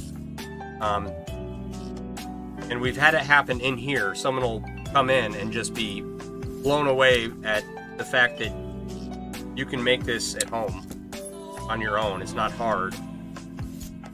And then they pick up the hobby and take off with it, right? So that's what really all my goal is of streaming this. There you go.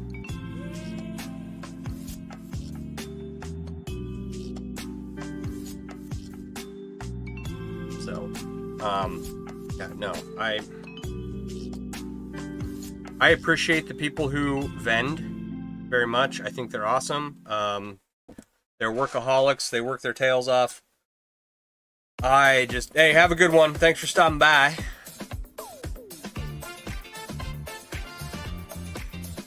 I'm just not one of those people that can do that.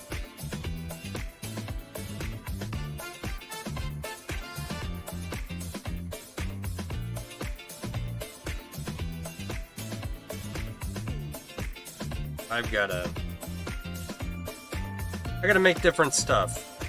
Like, every now and then making a couple bracelets or a couple necklaces or whatever. Or, you know, earring sets or whatnot. Yeah, it's all well and good. You know, I'm fine with that. I wouldn't want to do it every weekend. Props to the people who do. Speaking of vendors, if you've been around for a while, you might have heard me talk about a musical horn that I stumbled across at the Texas Renaissance Festival many, many years ago. That I've regretted not purchasing ever since then, right? It was a war horn. It's a bull horn that you can make noise with, right? And this one happened to have like 3 or 4 notes, more than your average war horn that you can buy today, right? So I went looking. I was like, let me post to my page, seeing if anybody knows what vendor I'm talking about. And I was thinking about it, I was like, I know a lot of people who go to the Texas Renaissance Festival. Let me go to the Texas Renaissance Festival website and see. Hello, Laura. How are you? If I can find the vendor. So I looked through all the vendors. There's a lot of vendors at the Texas Renaissance Festival.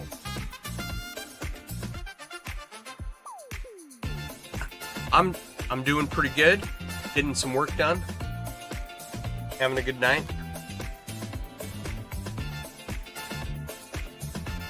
So after what seemed like, I don't know, an hour, I stumbled across this shop. It is a shop. What I found originally was a cart. He was selling off a cart, but he was, according to his Facebook page, selling around the same time. So maybe he went from a cart and upgraded to a shop. Any that do what you do? Yeah, we're making some chainmail bracelets. Most of these are not done, but got some stainless beads, and I'm adding some. Put that upright. Maybe you can see.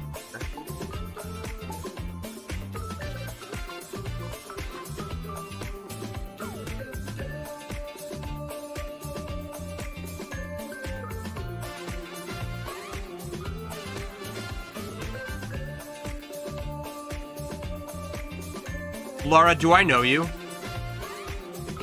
Did I sell you a bracelet? Is that what you're saying? Or do you just have a chainmail bracelet? Original Trumpets was all about embouchure and tightening, loosening, and air control for notes on a straight horn, akin to war horn as well. Trumpet player yourself, it's all about the embouchure strength. You bought two for me. Okay. Maybe if I saw your last name, I would... I don't know. It's like some names I have trouble, and I don't remember who I sell stuff to. You know, like just because my memory is terrible. No, I'm glad you bought two. Thank you so much for being a good customer. And thank you for being here. If I saw your last name or the bracelets, I might remember. I'm not trying to be rude. Now I feel embarrassed. Okay, but and especially some girls' names, like we have a Sarah that pops in, and there's like, I don't know, there's got to be 20 Sarahs that make chainmail, and then Rachel's. There's like 20 Rachels that make chainmail that I know. You live in Cali, the Mjolnir and skull bracelet. Okay, all right. I think I have a vague recollection of that. So, okay.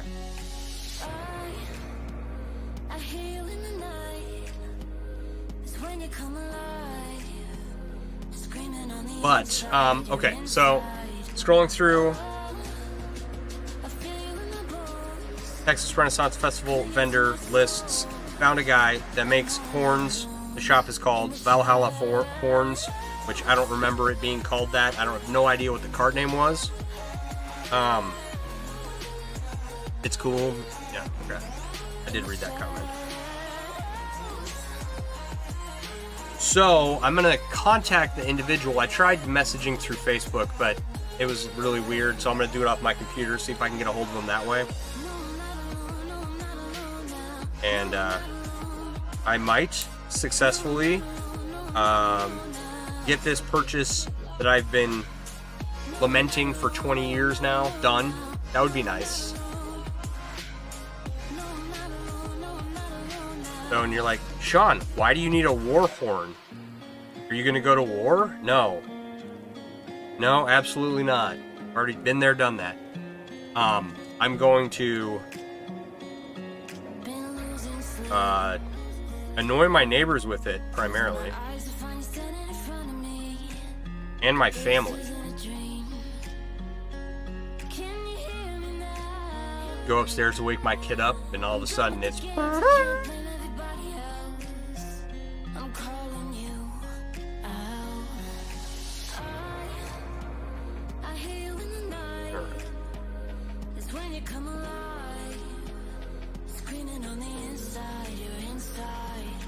Who doesn't need a horn?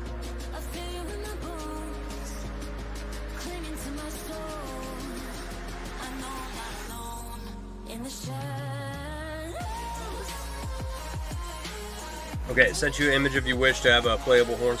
Depending on period, they had raw horn or brass mouthpieces added that can be control pitches better. Yeah, I don't remember originally what this horn I stumbled across involved. The guy had like single note horns, double note horns, and a triple note horn. And I want to say this one had 3 or 4 notes that he hit with it. And I thought, okay, I want that one. I just wanted like a plain horn. I was trying to convince him to just make the horn. I didn't want one with all the accoutrements on it. I wanted one I could decorate myself. But I should have just bought the one he had.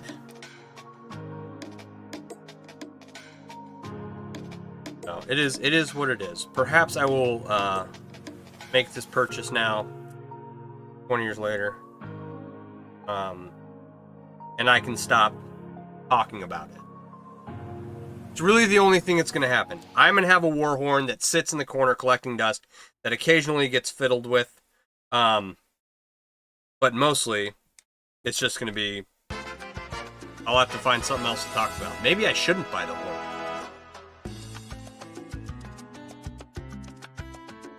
We'll see.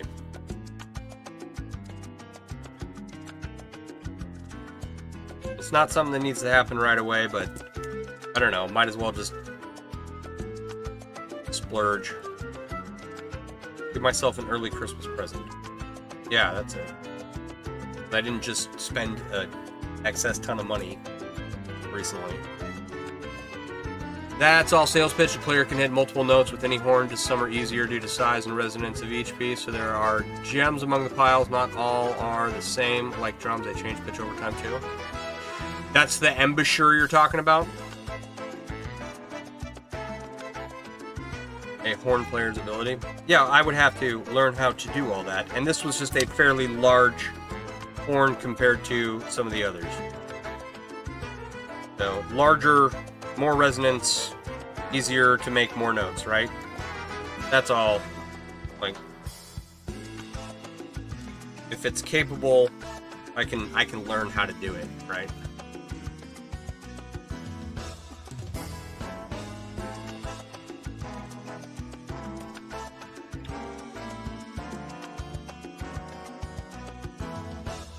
Two beads. Don't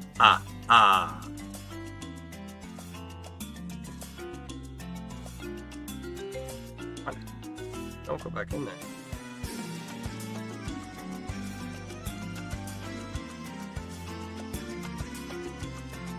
Oh my goodness. Okay, we're gonna have to brace this. Little edge there. That's better. Correct. Your early years were nothing but wet duck sounds. As you learn control, you can tighten and loosen for note ranges. Okay. I'll have to learn how to do all of that. It's a stupid thing, right? Like, I own a spear. Okay? Why do I own a spear? I mean, I'm using it to hang a tapestry, but I did not need a spear to hang the tapestry. But I was in a position where I could buy a spear, and so now I have a spear, right? And I'm in a position where I can buy the horn without it being too damaging economically. I imagine it's probably gone up in price to it being 20 years ago that I was looking at it, and that's fine. But still, it's like, it's just, something stupid for me to buy. Why not?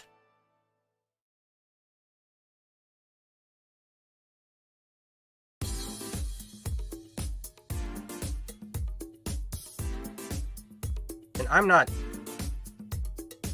not into fast cars. I do have a Harley. I do have a Road King. So I am, like, I'm not into that. I like fast cars. But if I'm gonna waste, or if I'm gonna spend money on something I want to enjoy, right?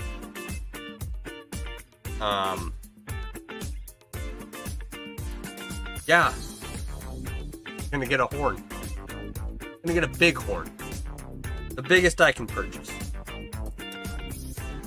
Because there's no good reason behind this purchase. just to have a ridiculously obnoxious horn.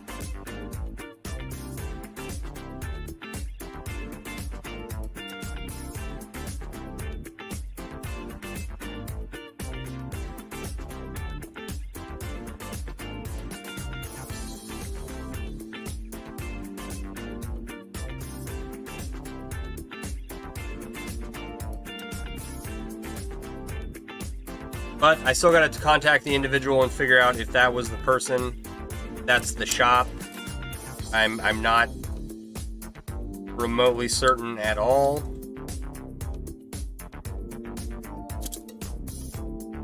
So I don't know. We'll see. We'll see what happens.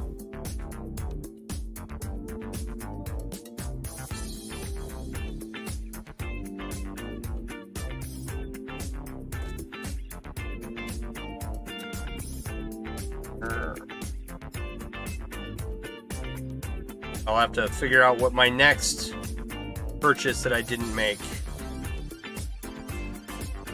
is, and then I'll sit here on stream and lament about that.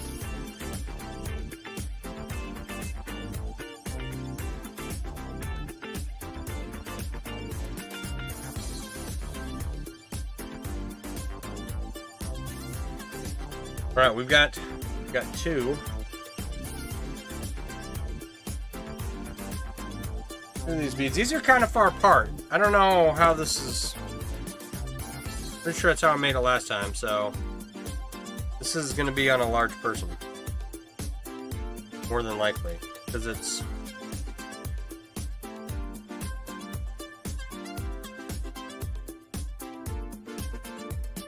I can shorten the distance in between the two beads. It wouldn't be impossible, but they look great. Right on. Thank you. Yeah, Valhalla Horns is the shop I found that I think was the cart that I had talked to. So I'm going to contact them at some point. Is this Tennessee whiskey? Is that... We don't listen to this song.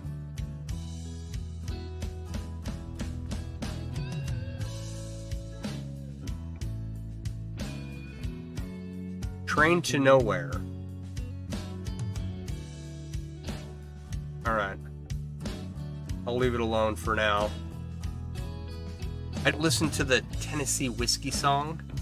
Because I had a patient, the diabetic patient of mine, and whenever we were at his place, he had Tennessee whiskey, the video, playing over and over and over again. It's like, oh god, that is just awful.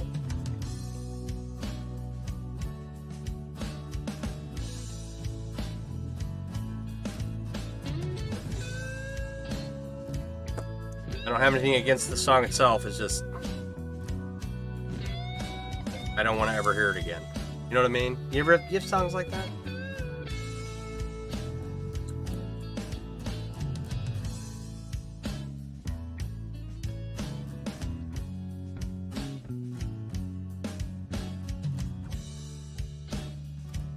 Alright, speaking of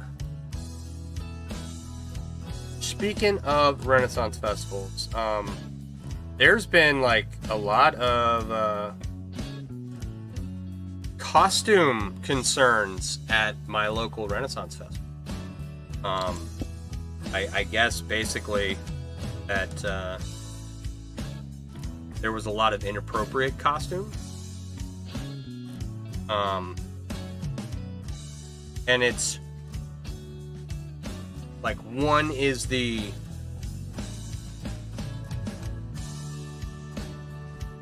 Renaissance Festival group I'm in, right? But it came up in conversation on TikTok.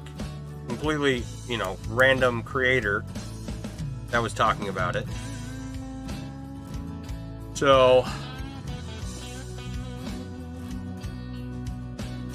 Lady Mac's horns and canes and staffs. Lady Mac's horns, canes, offers handcrafted walking staffs and canes, as well as drinking and blowing horns and antler Horn jewelry. Each piece is uniquely designed and crafted, reflecting the artist's passion for creating beautiful and functional works of art. That's the other one you see on the main site for horns. Yeah. So those were, I think I took a good gander at that shop and like, yay, I found it. And I don't think it was them. So yeah, so anyway, back to the tea. The local populace here in southeastern Wisconsin that's been attending the Renaissance Festival here for like their whole lives is starting to get irritated at the cost associated with going, because it keeps going up, right? It's like $10 for parking, $40 or $50 ticket per person, just to get in, right? And then food and drink is 3 times normal cost, you know, it's fair food, it is what it is, right? And then everything's expensive at the Renaissance Festival. It just is. I go there fully expecting to drop no less than $1,000, right? Not that I have had that kind of money to go and do that or anything, but I haven't been in years. But if I were to go and I walked out of there and I had spent $1,000, I would not be real upset with myself. I'd be like, yeah, that's about what I'd expect. I mean, you can definitely get away with spending less. I'm just saying, when I go, I plan to spend money. So, but between the price and like the very scantily clad individuals, men and women, running around, like it was not like your kid shouldn't be there kind of thing was the issue, right? So I don't know. My kid is, you know, definitely not old enough for stuff like that, and I want people to have the freedom to do what they want at the Renaissance Festival, but at the end of the day, it is a Renaissance Festival, and while the occasional group in Star Trek uniforms wandering around is always amusing, you know, the occasional cosplayer, you know, there's cosplay cons for your real extreme costume, you know. The Renaissance Festival has kind of sectioned it off into different groups, like barbarians and pirates and royalty and knights, right? So, you know, wenches. Pick a group, and no one wants to see your bondage gear.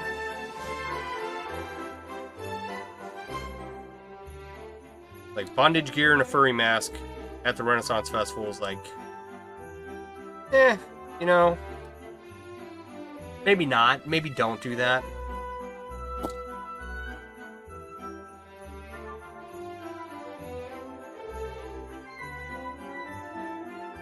So, might be a while before I go to the Renaissance Festival again. We'll see what happens.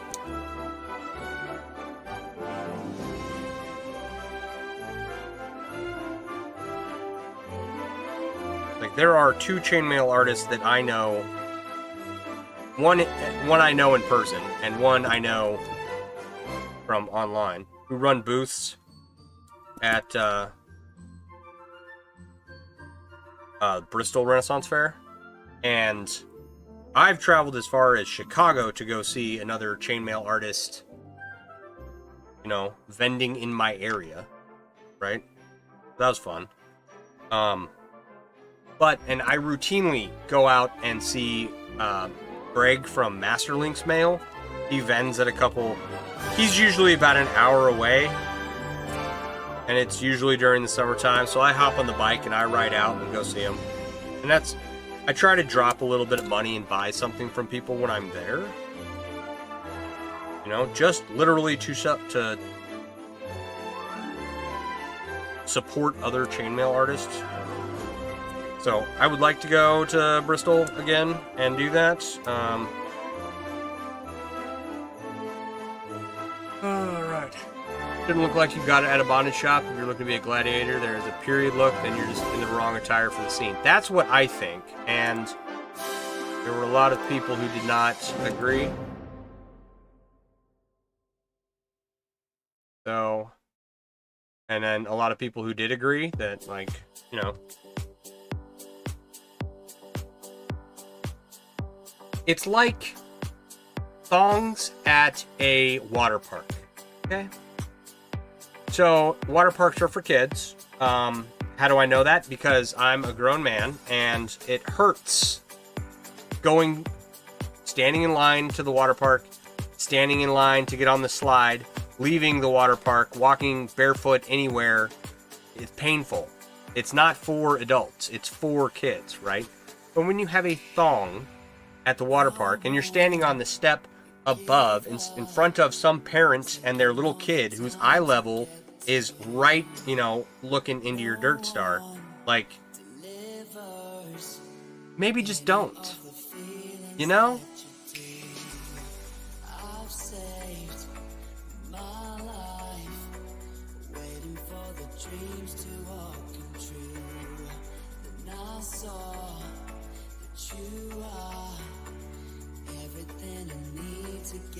All right, that was the drama at my local Renaissance festival, and my thoughts on it. Don't go to water parks in Italy. No, I'm sure. Yeah, and I know that cultures are different all across the world, and you can't expect people to adhere to your societal norms. I get that.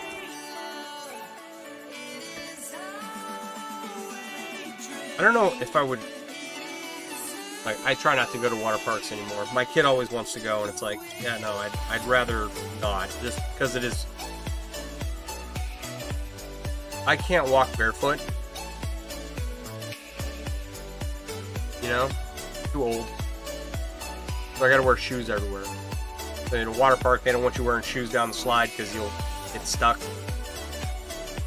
I don't like doing it. You get a full new respect for people loving their bodies in a different way. I'm sure.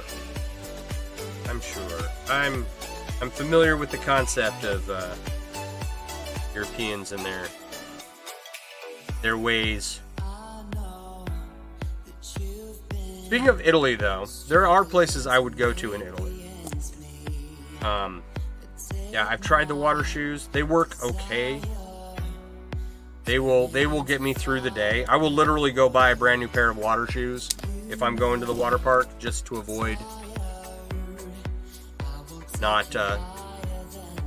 walking around barefoot.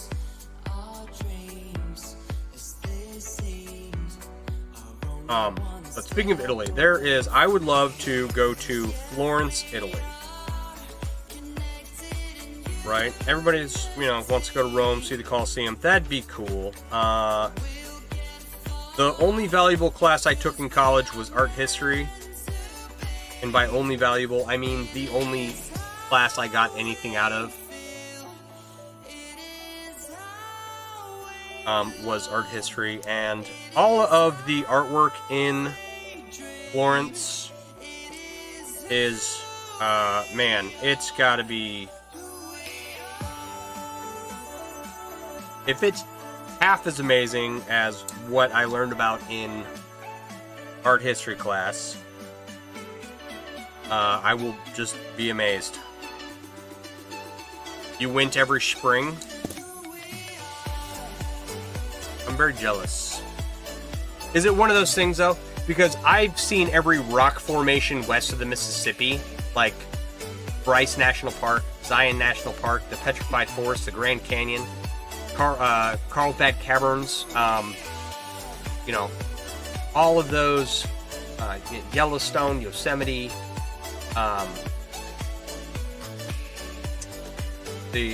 what's the Old Faithful, right?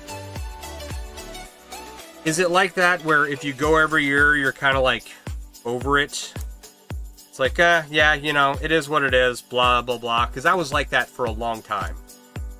Okay, I did not appreciate growing up with a father who drug us kids around the countryside to see all these cool national parks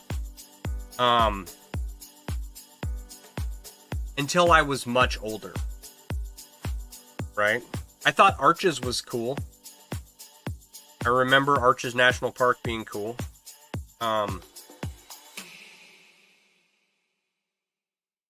But that was it for a long time. That was all. Like, oh, it's, you know, it's Arches, it's cool. Everything else was just a rock. Until I grew up and realized what I had seen. Right? Mesa Verde National Park is these...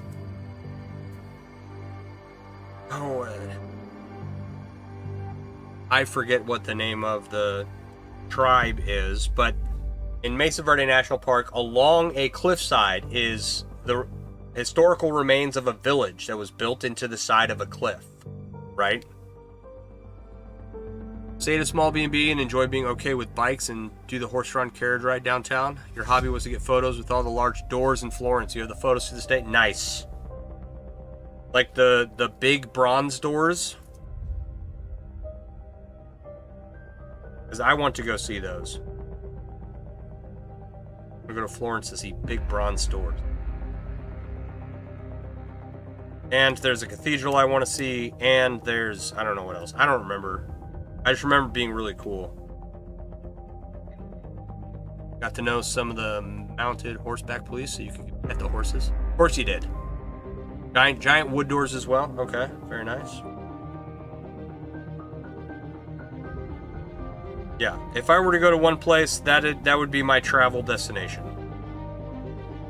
I'd love to go to Rome too, see Rome, see the Sistine Chapel. That'd be cool. I'd rather go to Florence. And if you're telling me Sorrento's the place to go, some comments in this live are filtered to protect. Who was swearing? The filters are so sensitive. Sorry if your comment got filtered.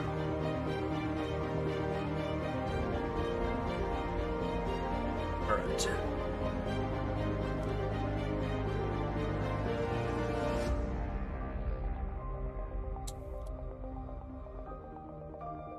You set a location to go to in Florence and it got filtered? That's funny.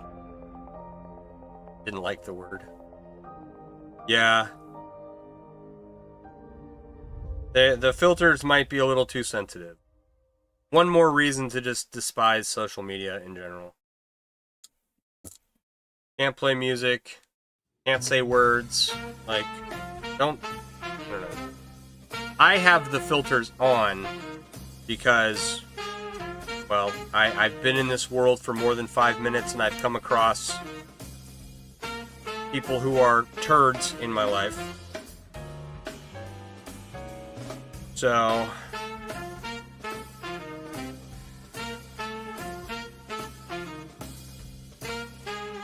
Rome is fun. Your favorite is a Lotto ice cream shop behind the Trevi Fountain.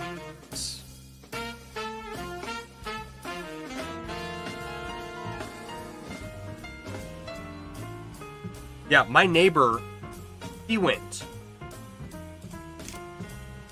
My neighbor's a good guy, very nice guy.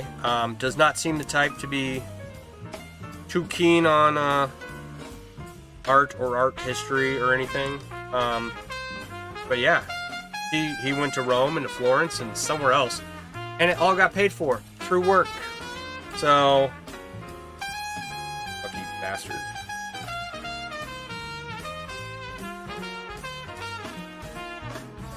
One day, I'll have to get my passport though. I tried to start the whole passport process.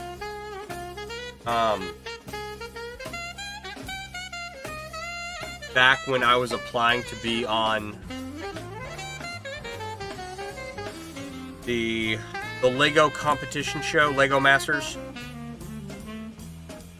My uncle needed a partner and he asked me to join him. And like we applied, but at this point, when we first applied, they had like 3,000 applicants. The second time we applied, they had 10,000, and then this last time they had over 30,000 applicants. So like, we applied and then we didn't hear back, so I didn't end up getting my passport at all. But I should get a passport, and I should, at least, if I make it nowhere else in the world, could go to Florida. That'd be fun. The Doors to Purgatory are also a very good thing to see. See, that sounds so cool. I don't know what that is. I don't know if I learned about that in my art history. And my professor, my teacher in art history, he was this real big black guy, and he talked in a real high-pitched voice. Like, he could talk, you know, he could add some bass to his voice, right? But he's kind of like a high-pitched, squeaky guy in this, you know, large black body. And he was very aware of how juxtaposed it all was. It was a fun class.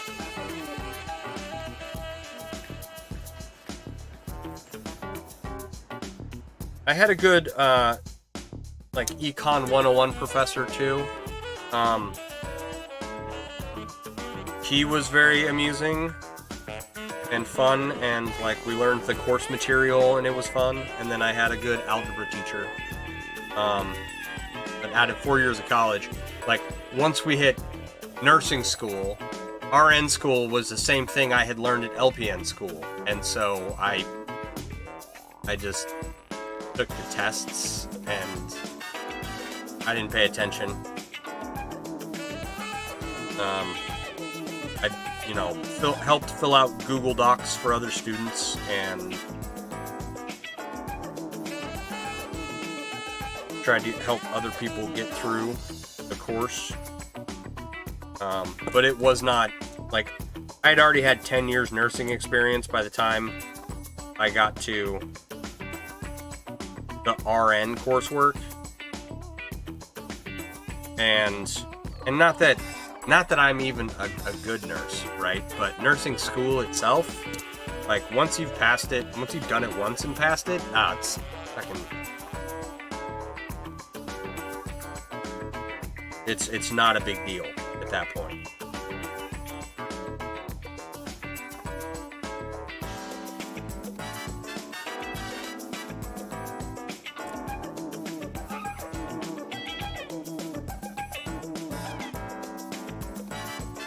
All right. 3. I've got 3 beads.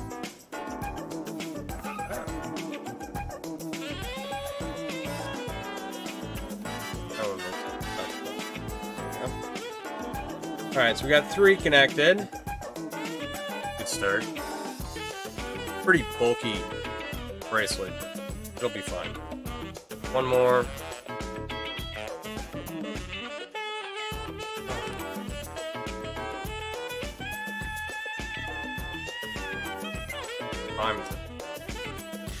Oh. I think we're gonna do this last bead and then call it a night. I've got a busy day tomorrow on my schedule. So I've got 1 admission. Should be fairly straightforward. Hopefully not like Saturday. Saturday I got to the patient's house and their paperwork said that they needed all this stuff that they didn't actually need. Like IV medication, colostomy care, feeding tube,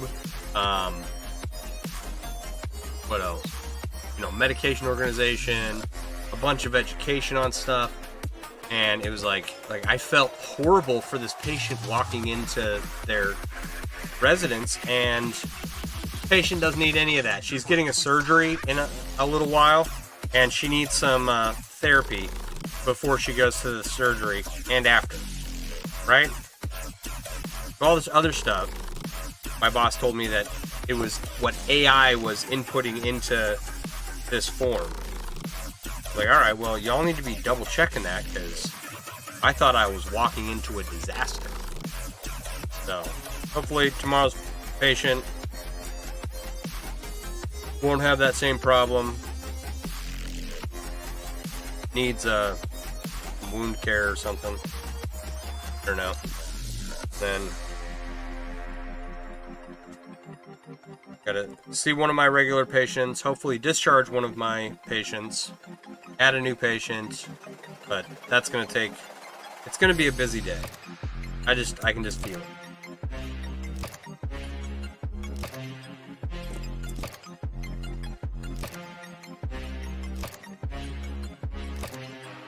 No, but that should be my busiest day of the week. I can't believe I just said that out loud. Knock on wood.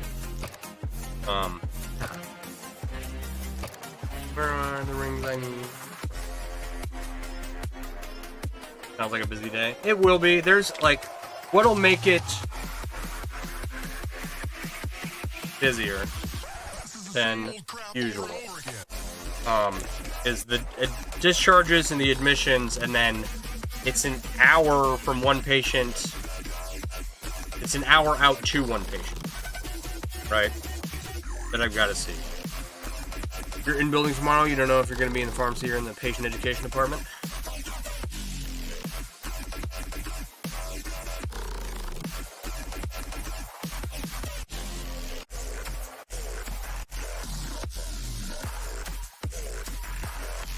The like getting the work done is fairly routine, right? And I don't mind driving. Like on a routine day, I'll drive about 30 minutes in between each patient. This one patient is an hour out, right? Which I don't mind. It just makes the day go much longer than it has to be, and I get paid for that time and everything, so it's not a big deal. But most nurses, their drives aren't more than 15 minutes from their house, right? So they have like nice quick days. They get started at 9, they're home by noon. And usually I can like go out and get my work done, and I'm done by noon, 1 o'clock, and I'm home charting, doing all my stuff. But with this patient, it's hour out and hour back. So I get home just in time to turn around and go grab my kid. And then like I'm charting during the evening time when normally I wouldn't be. So, but he's the one I'm going to hopefully be discharging tomorrow. So, he does not need me anymore.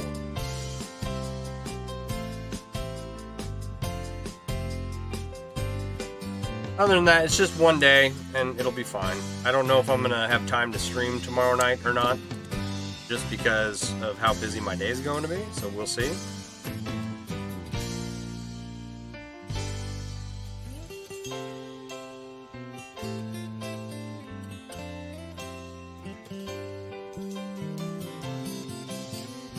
But so far, my schedule for the rest of the week is kind of sparse, which I will say out loud because we do need to get more patients in our area, which they're working on. Our sales rep just finished a bunch of training. We got a new, like our sales rep up and quit, so we had to hire and onboard a new sales rep. And so now that they're done with training, hopefully they will be getting more patients as time goes on.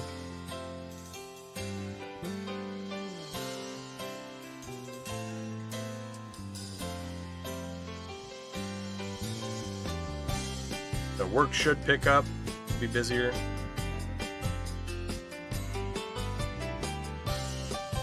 I don't know.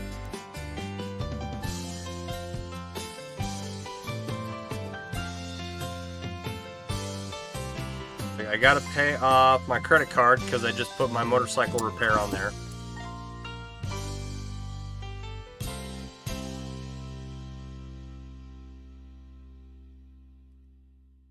A little extra work will go towards that.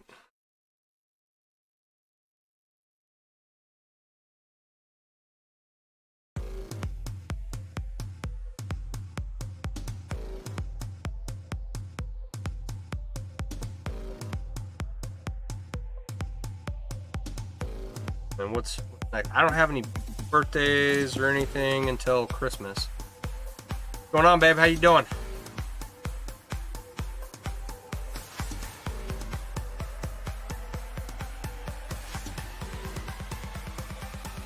I'm about to add this last bead here and then call it a night.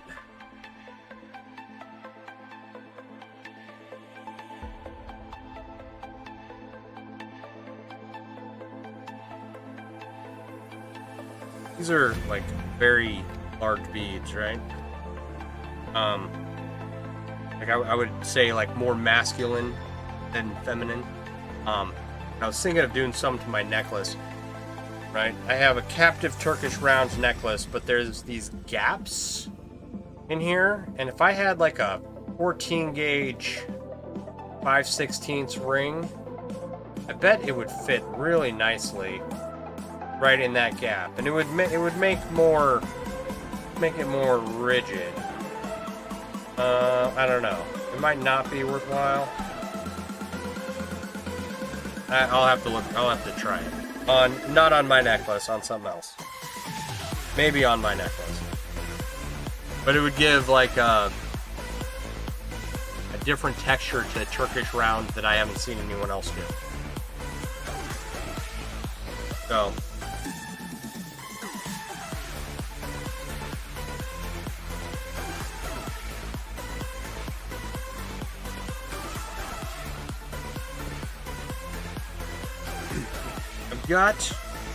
I've got my supplies here that have been sitting taking up space for a long time, which is where all the stuff for these bracelets are coming from.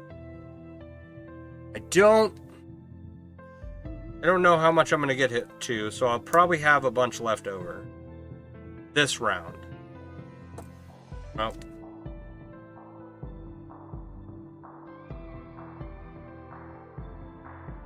what is this? Okay, that's the right size. So I want to use up all the beads, and I want to make necklaces for all the pendants that I have, so that they can either like be sold or move to be sold or go in a bin until they'll stay in until I set up a booth somewhere, right? Just to get them out of the way. So that's what I'm really hoping for. It's like I just need space.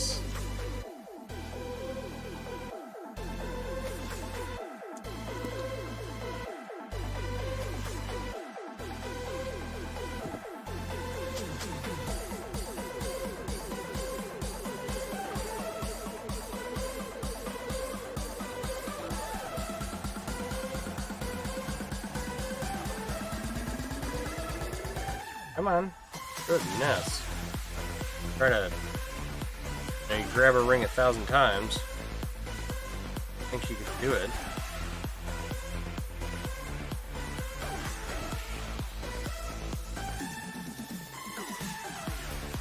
So. And then once I'm done with the bracelets, I don't know what the next large project I'm gonna take on is. I have some more stuff I can kind of clean up, some rings I can use up and whatnot.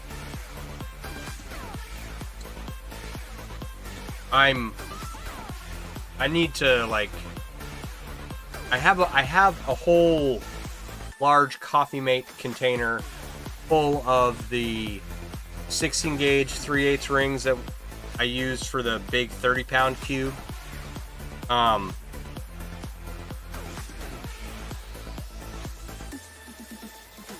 We might do something with those. I have a couple of ideas for that. I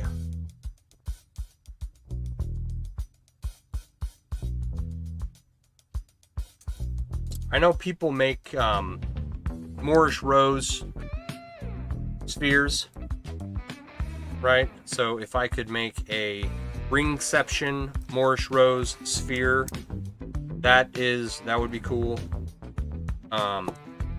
Problem is, I don't know how to make Moorish rose, much less make a sphere out of it. Same with hoodoo. They make hoodoo spheres, hoodoo balls. I think this is hoodoo, right? And I don't know how they make the balls, but I would like to try and make a ringception one. I think that'd be cool. So, gonna have to like work with those two weaves to get familiar with them to the point where I can make those things. Right? Does that make sense? Like, I don't know how to make the weave, much less make a ball out of it. So, I don't know. Some ideas for the next couple of projects. Like, those seem fairly straightforward, right?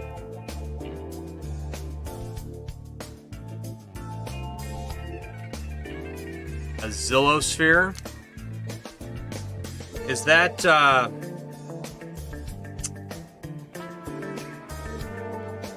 oh, what's his name?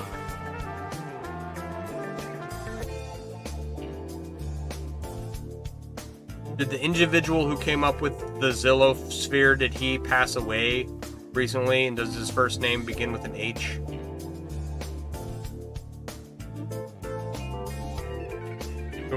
What is his name?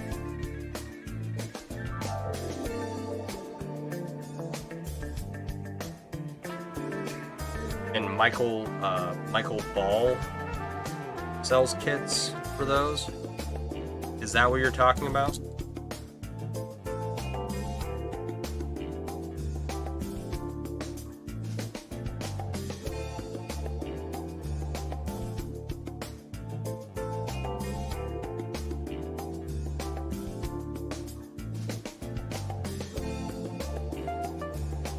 Not just like a Japanese 6-in-1 sphere.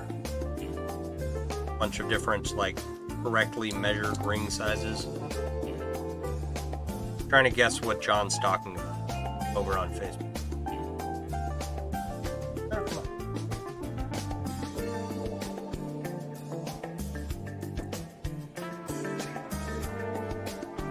on.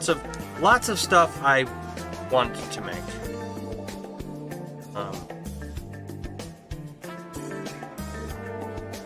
Limited by time and resources and weaving capabilities. Here's some remaining ones he was willing to sell. Sean posts 5 ring sizes to make a solid sphere. Yeah, okay. Pretty sure I know what you're talking about. So you gotta buy the Zillosphere kit, right? Put that together. And then make a ringception Zillosphere. Is that... I don't know if that would work. Sounds like some welding would be needed, and the risk of it collapsing in on itself would probably be pretty high. But I got a cube to work, so... And that was without welding.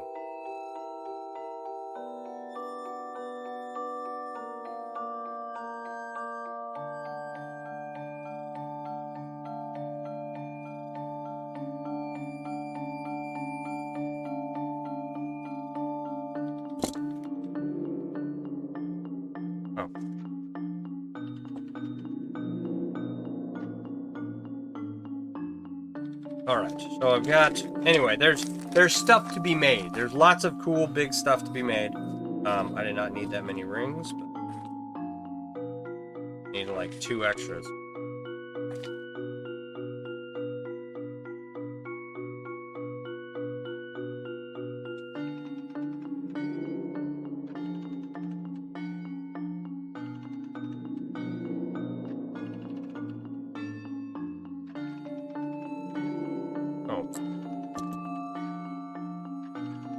would give you the ARs from there. It's how much the ring bridges to a solid ring when closed. Okay.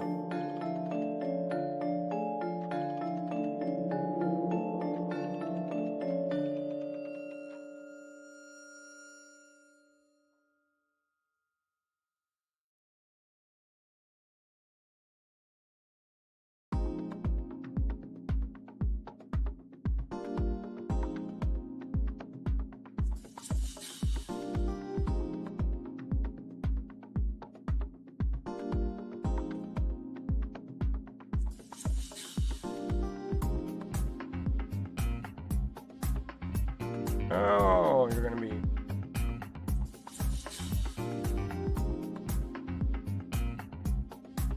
Hang on, sorry, this is like.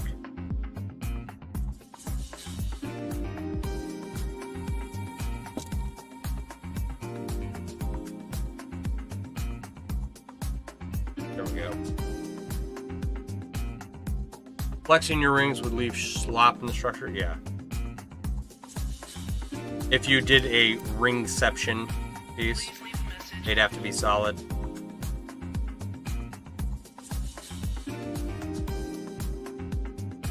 Please leave a message.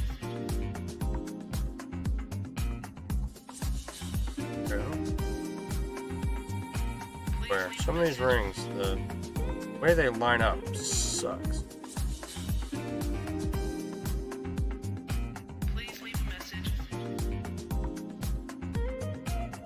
So, yeah, that, I mean, could you make a ringception Zillosphere, right? For anyone watching, ringception is when you make a ring made from rings, right? And it's not any official term, it's just like a way to conceive of what I'm talking about. Take small rings, turn them into big rings, and you take the big rings and then you weave them together in a chainmail pattern and go from there, right? And I've done it on a few projects. Please leave a message. Had At the beep. some success.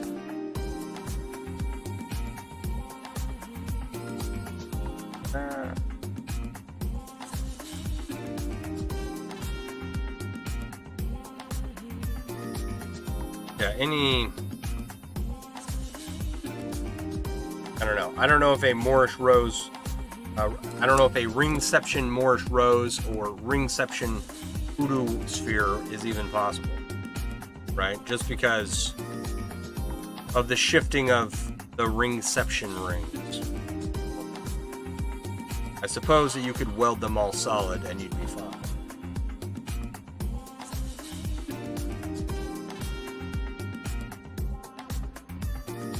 Please leave a message.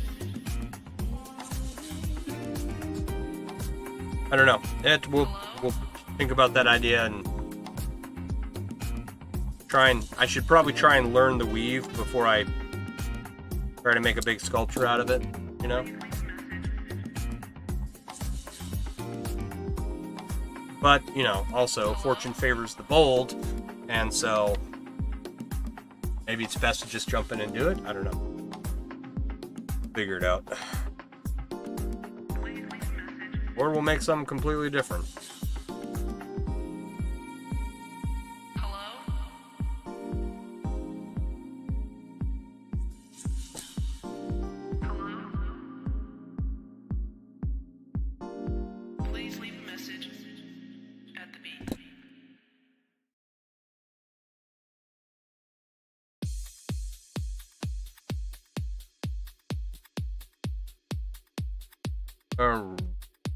Come on.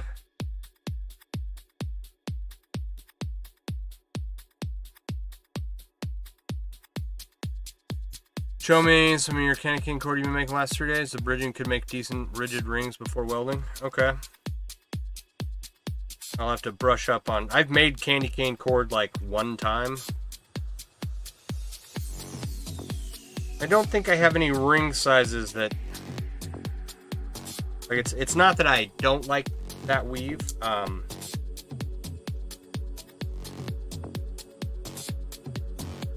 Or anything. I've never made a lot of it because I haven't had the right ring size for it. Like pencil weave. I've never made pencil weave.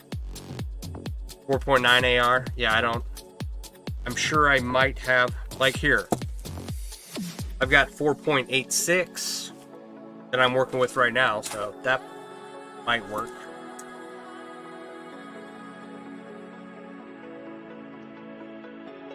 And I've got 18 gauge quarter inch rings. I don't know what the aspect ratio is on those, but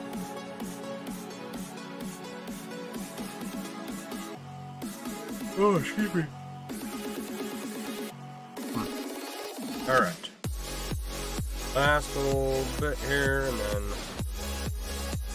that's going to be it for me tonight. We do have 4 beads locked into place. I'm just going to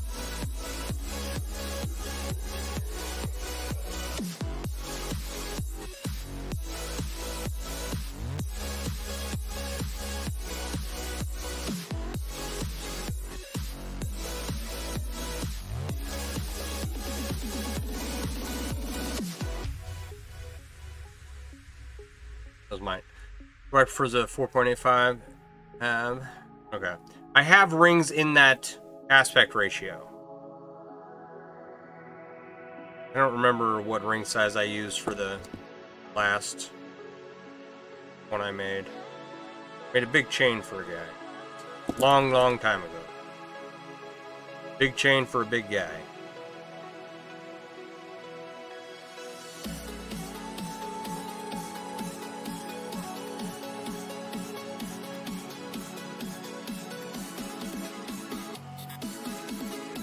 Have to try my hand at that and then see if it's suitable for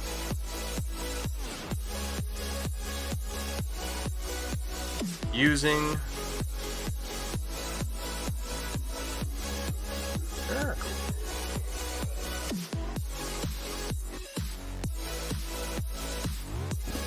Yeah, we're gonna be like this, huh? I am fighting some of these rings because they just the butted ends of the rings don't want to meet up.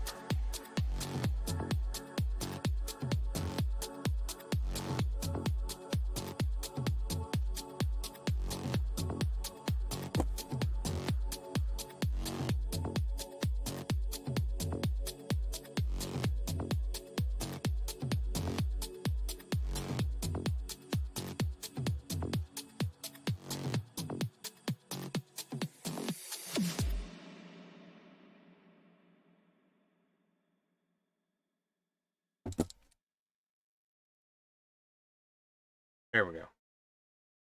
Really making circles as tight as they can go in them, but going to make a web inside them versus a ring. There you go. That'll be awesome. I like that idea a lot. I've got a giant craft wire somewhere. And like 3 smaller ones. I want to make some kind of sun catcher wall art thing. Haven't figured out what yet. So, get it done eventually.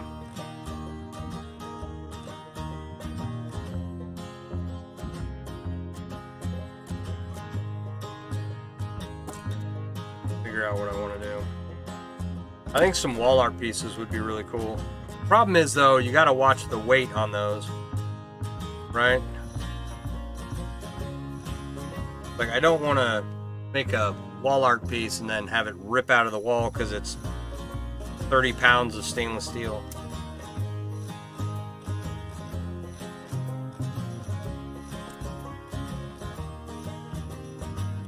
We'll make them light and fluffy.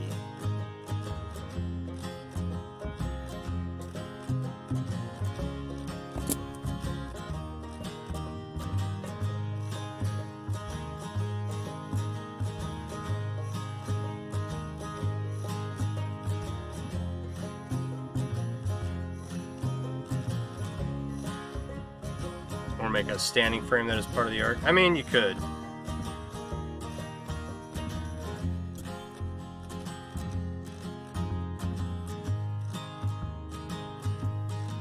Like, I've got the big craft wire and then the 3 smaller ones, right? And the thought that goes in my head is that the 3 smaller ones need to be somehow independent of the larger one. But also, you know, like you move one small one, the other 2 move or something. So that it's like interactive and art. And I don't know how to do any of that. Especially not with, you know, chainmail as like the basis for what I'm doing. So, I don't know.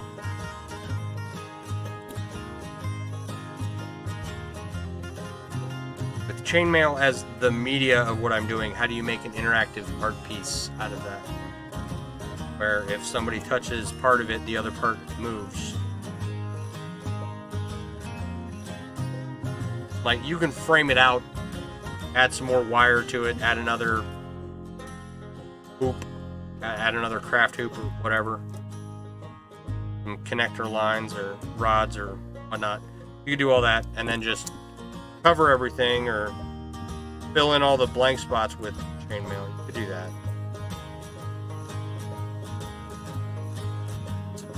Speaking of filling in spots, I have this large bay window out in front of my house, and I don't care for it. It's too, like, too many people can see into my house, it feels like. Like, they really can't, and no one's looking in anyway, but that's not the point. And nothing's over there. Like, it's like they're looking in and seeing empty dining room. But I don't like how open it is. So, I was thinking, wouldn't it be cool if I had a stained glass window put in? Right? And I was like, that'd be cool, but stained glass, does it break easy? We get a lot of windstorms. How much does bulletproof glass cost? Right? And how much does a stained glass window that size cost in my area, right? So I was looking at prices, and like 6 foot wide by, these are measurements off the base of my head. I think it's like 5 feet wide and 6 feet tall. I don't even think it's that tall. It might be 4 feet wide and 5 feet tall, right? But I use 6 by 8 as my measurement for these windows, and a laminate, you know, tempered glass, you know, 3 sheets wide or 3 sheets thick is about $1,000 for a 6 by 8 piece. And lots of shops will cut it to size, so great, awesome. And then a stained glass piece that big is about $3,000. I was like, oh, I'd totally put $4,000 into this one window, right? That'd be just to make my house nicer, right? Problem is, I gotta make sure that the windows can open, right? So, that kind of back to square one on this one. I don't want to put up blinds. And how do you adapt a stained glass window to, like, the windows that you lift up and slide up? And I don't know. I'll think about it more. Thing akin to an Ori, it is a mechanical model of the solar system that illustrates or predicts relative positions of the planets and moons. Yeah, something like that, right? Like if you made a mock-up of, an inlay of the Earth inside the big craft ring, and then had like 3 moons that rotated around, I don't know. You could even do like a bunch of small craft rings in different phases of the moon that rotate around it. Yeah, something like that. That would be cool. I don't know. I don't have any idea how I would get it done. I just have to do something with these craft rings eventually, because they've been sitting around for much like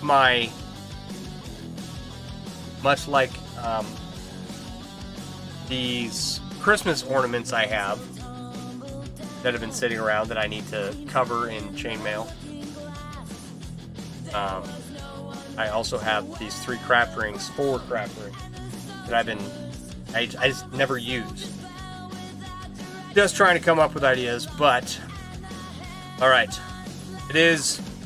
We have 4 beads captured in this here.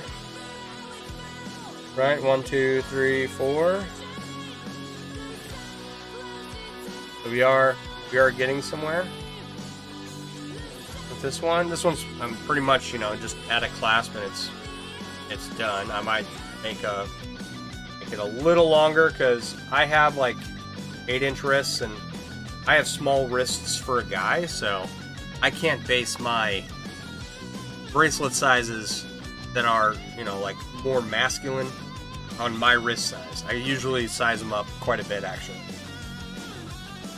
Excuse me. Ugh. And then I need to add the more length to the other smaller ones because I did not measure them correctly the first time because I am a dum-dum.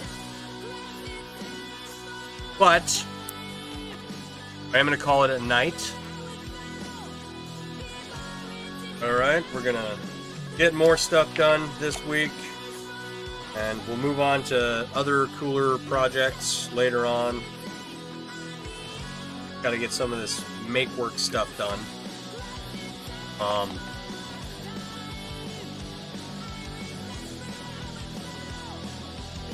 It's not really make work. It's stuff that I want to make in the hopes of selling it to help make money for my hobby.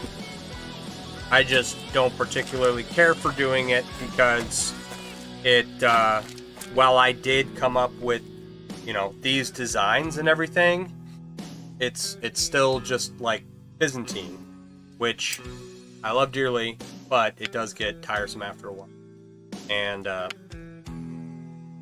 I cannot do the whole make the same thing over and over and over again. I would if I had to, right? I certainly don't want to. I have more fun making cool stuff like balloon dogs. Alright. Okay, all you party people. Thank you so much for hanging out. I do appreciate you being here. Head up. Stay. Stay. There. Alright, let me put some of these. There we go.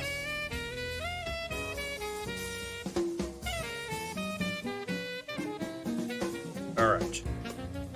We're all cleaned up. Get everything put away. Alright. If you see a bracelet you're interested in, by all means let me know. And we'll get you connected. We'll hook you up. I need to...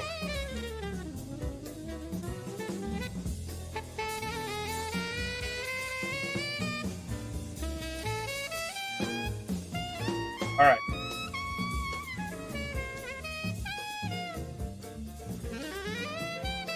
That right there, and we'll wrap it all up nice and tight, and we'll put it in this pile over here, and hopefully we don't lose it. That's the problem. Alright? You guys all have a wonderful evening. Thanks for being here. I appreciate each and every one of you. I will talk to you all later. Alright? You guys have a good night. Bye.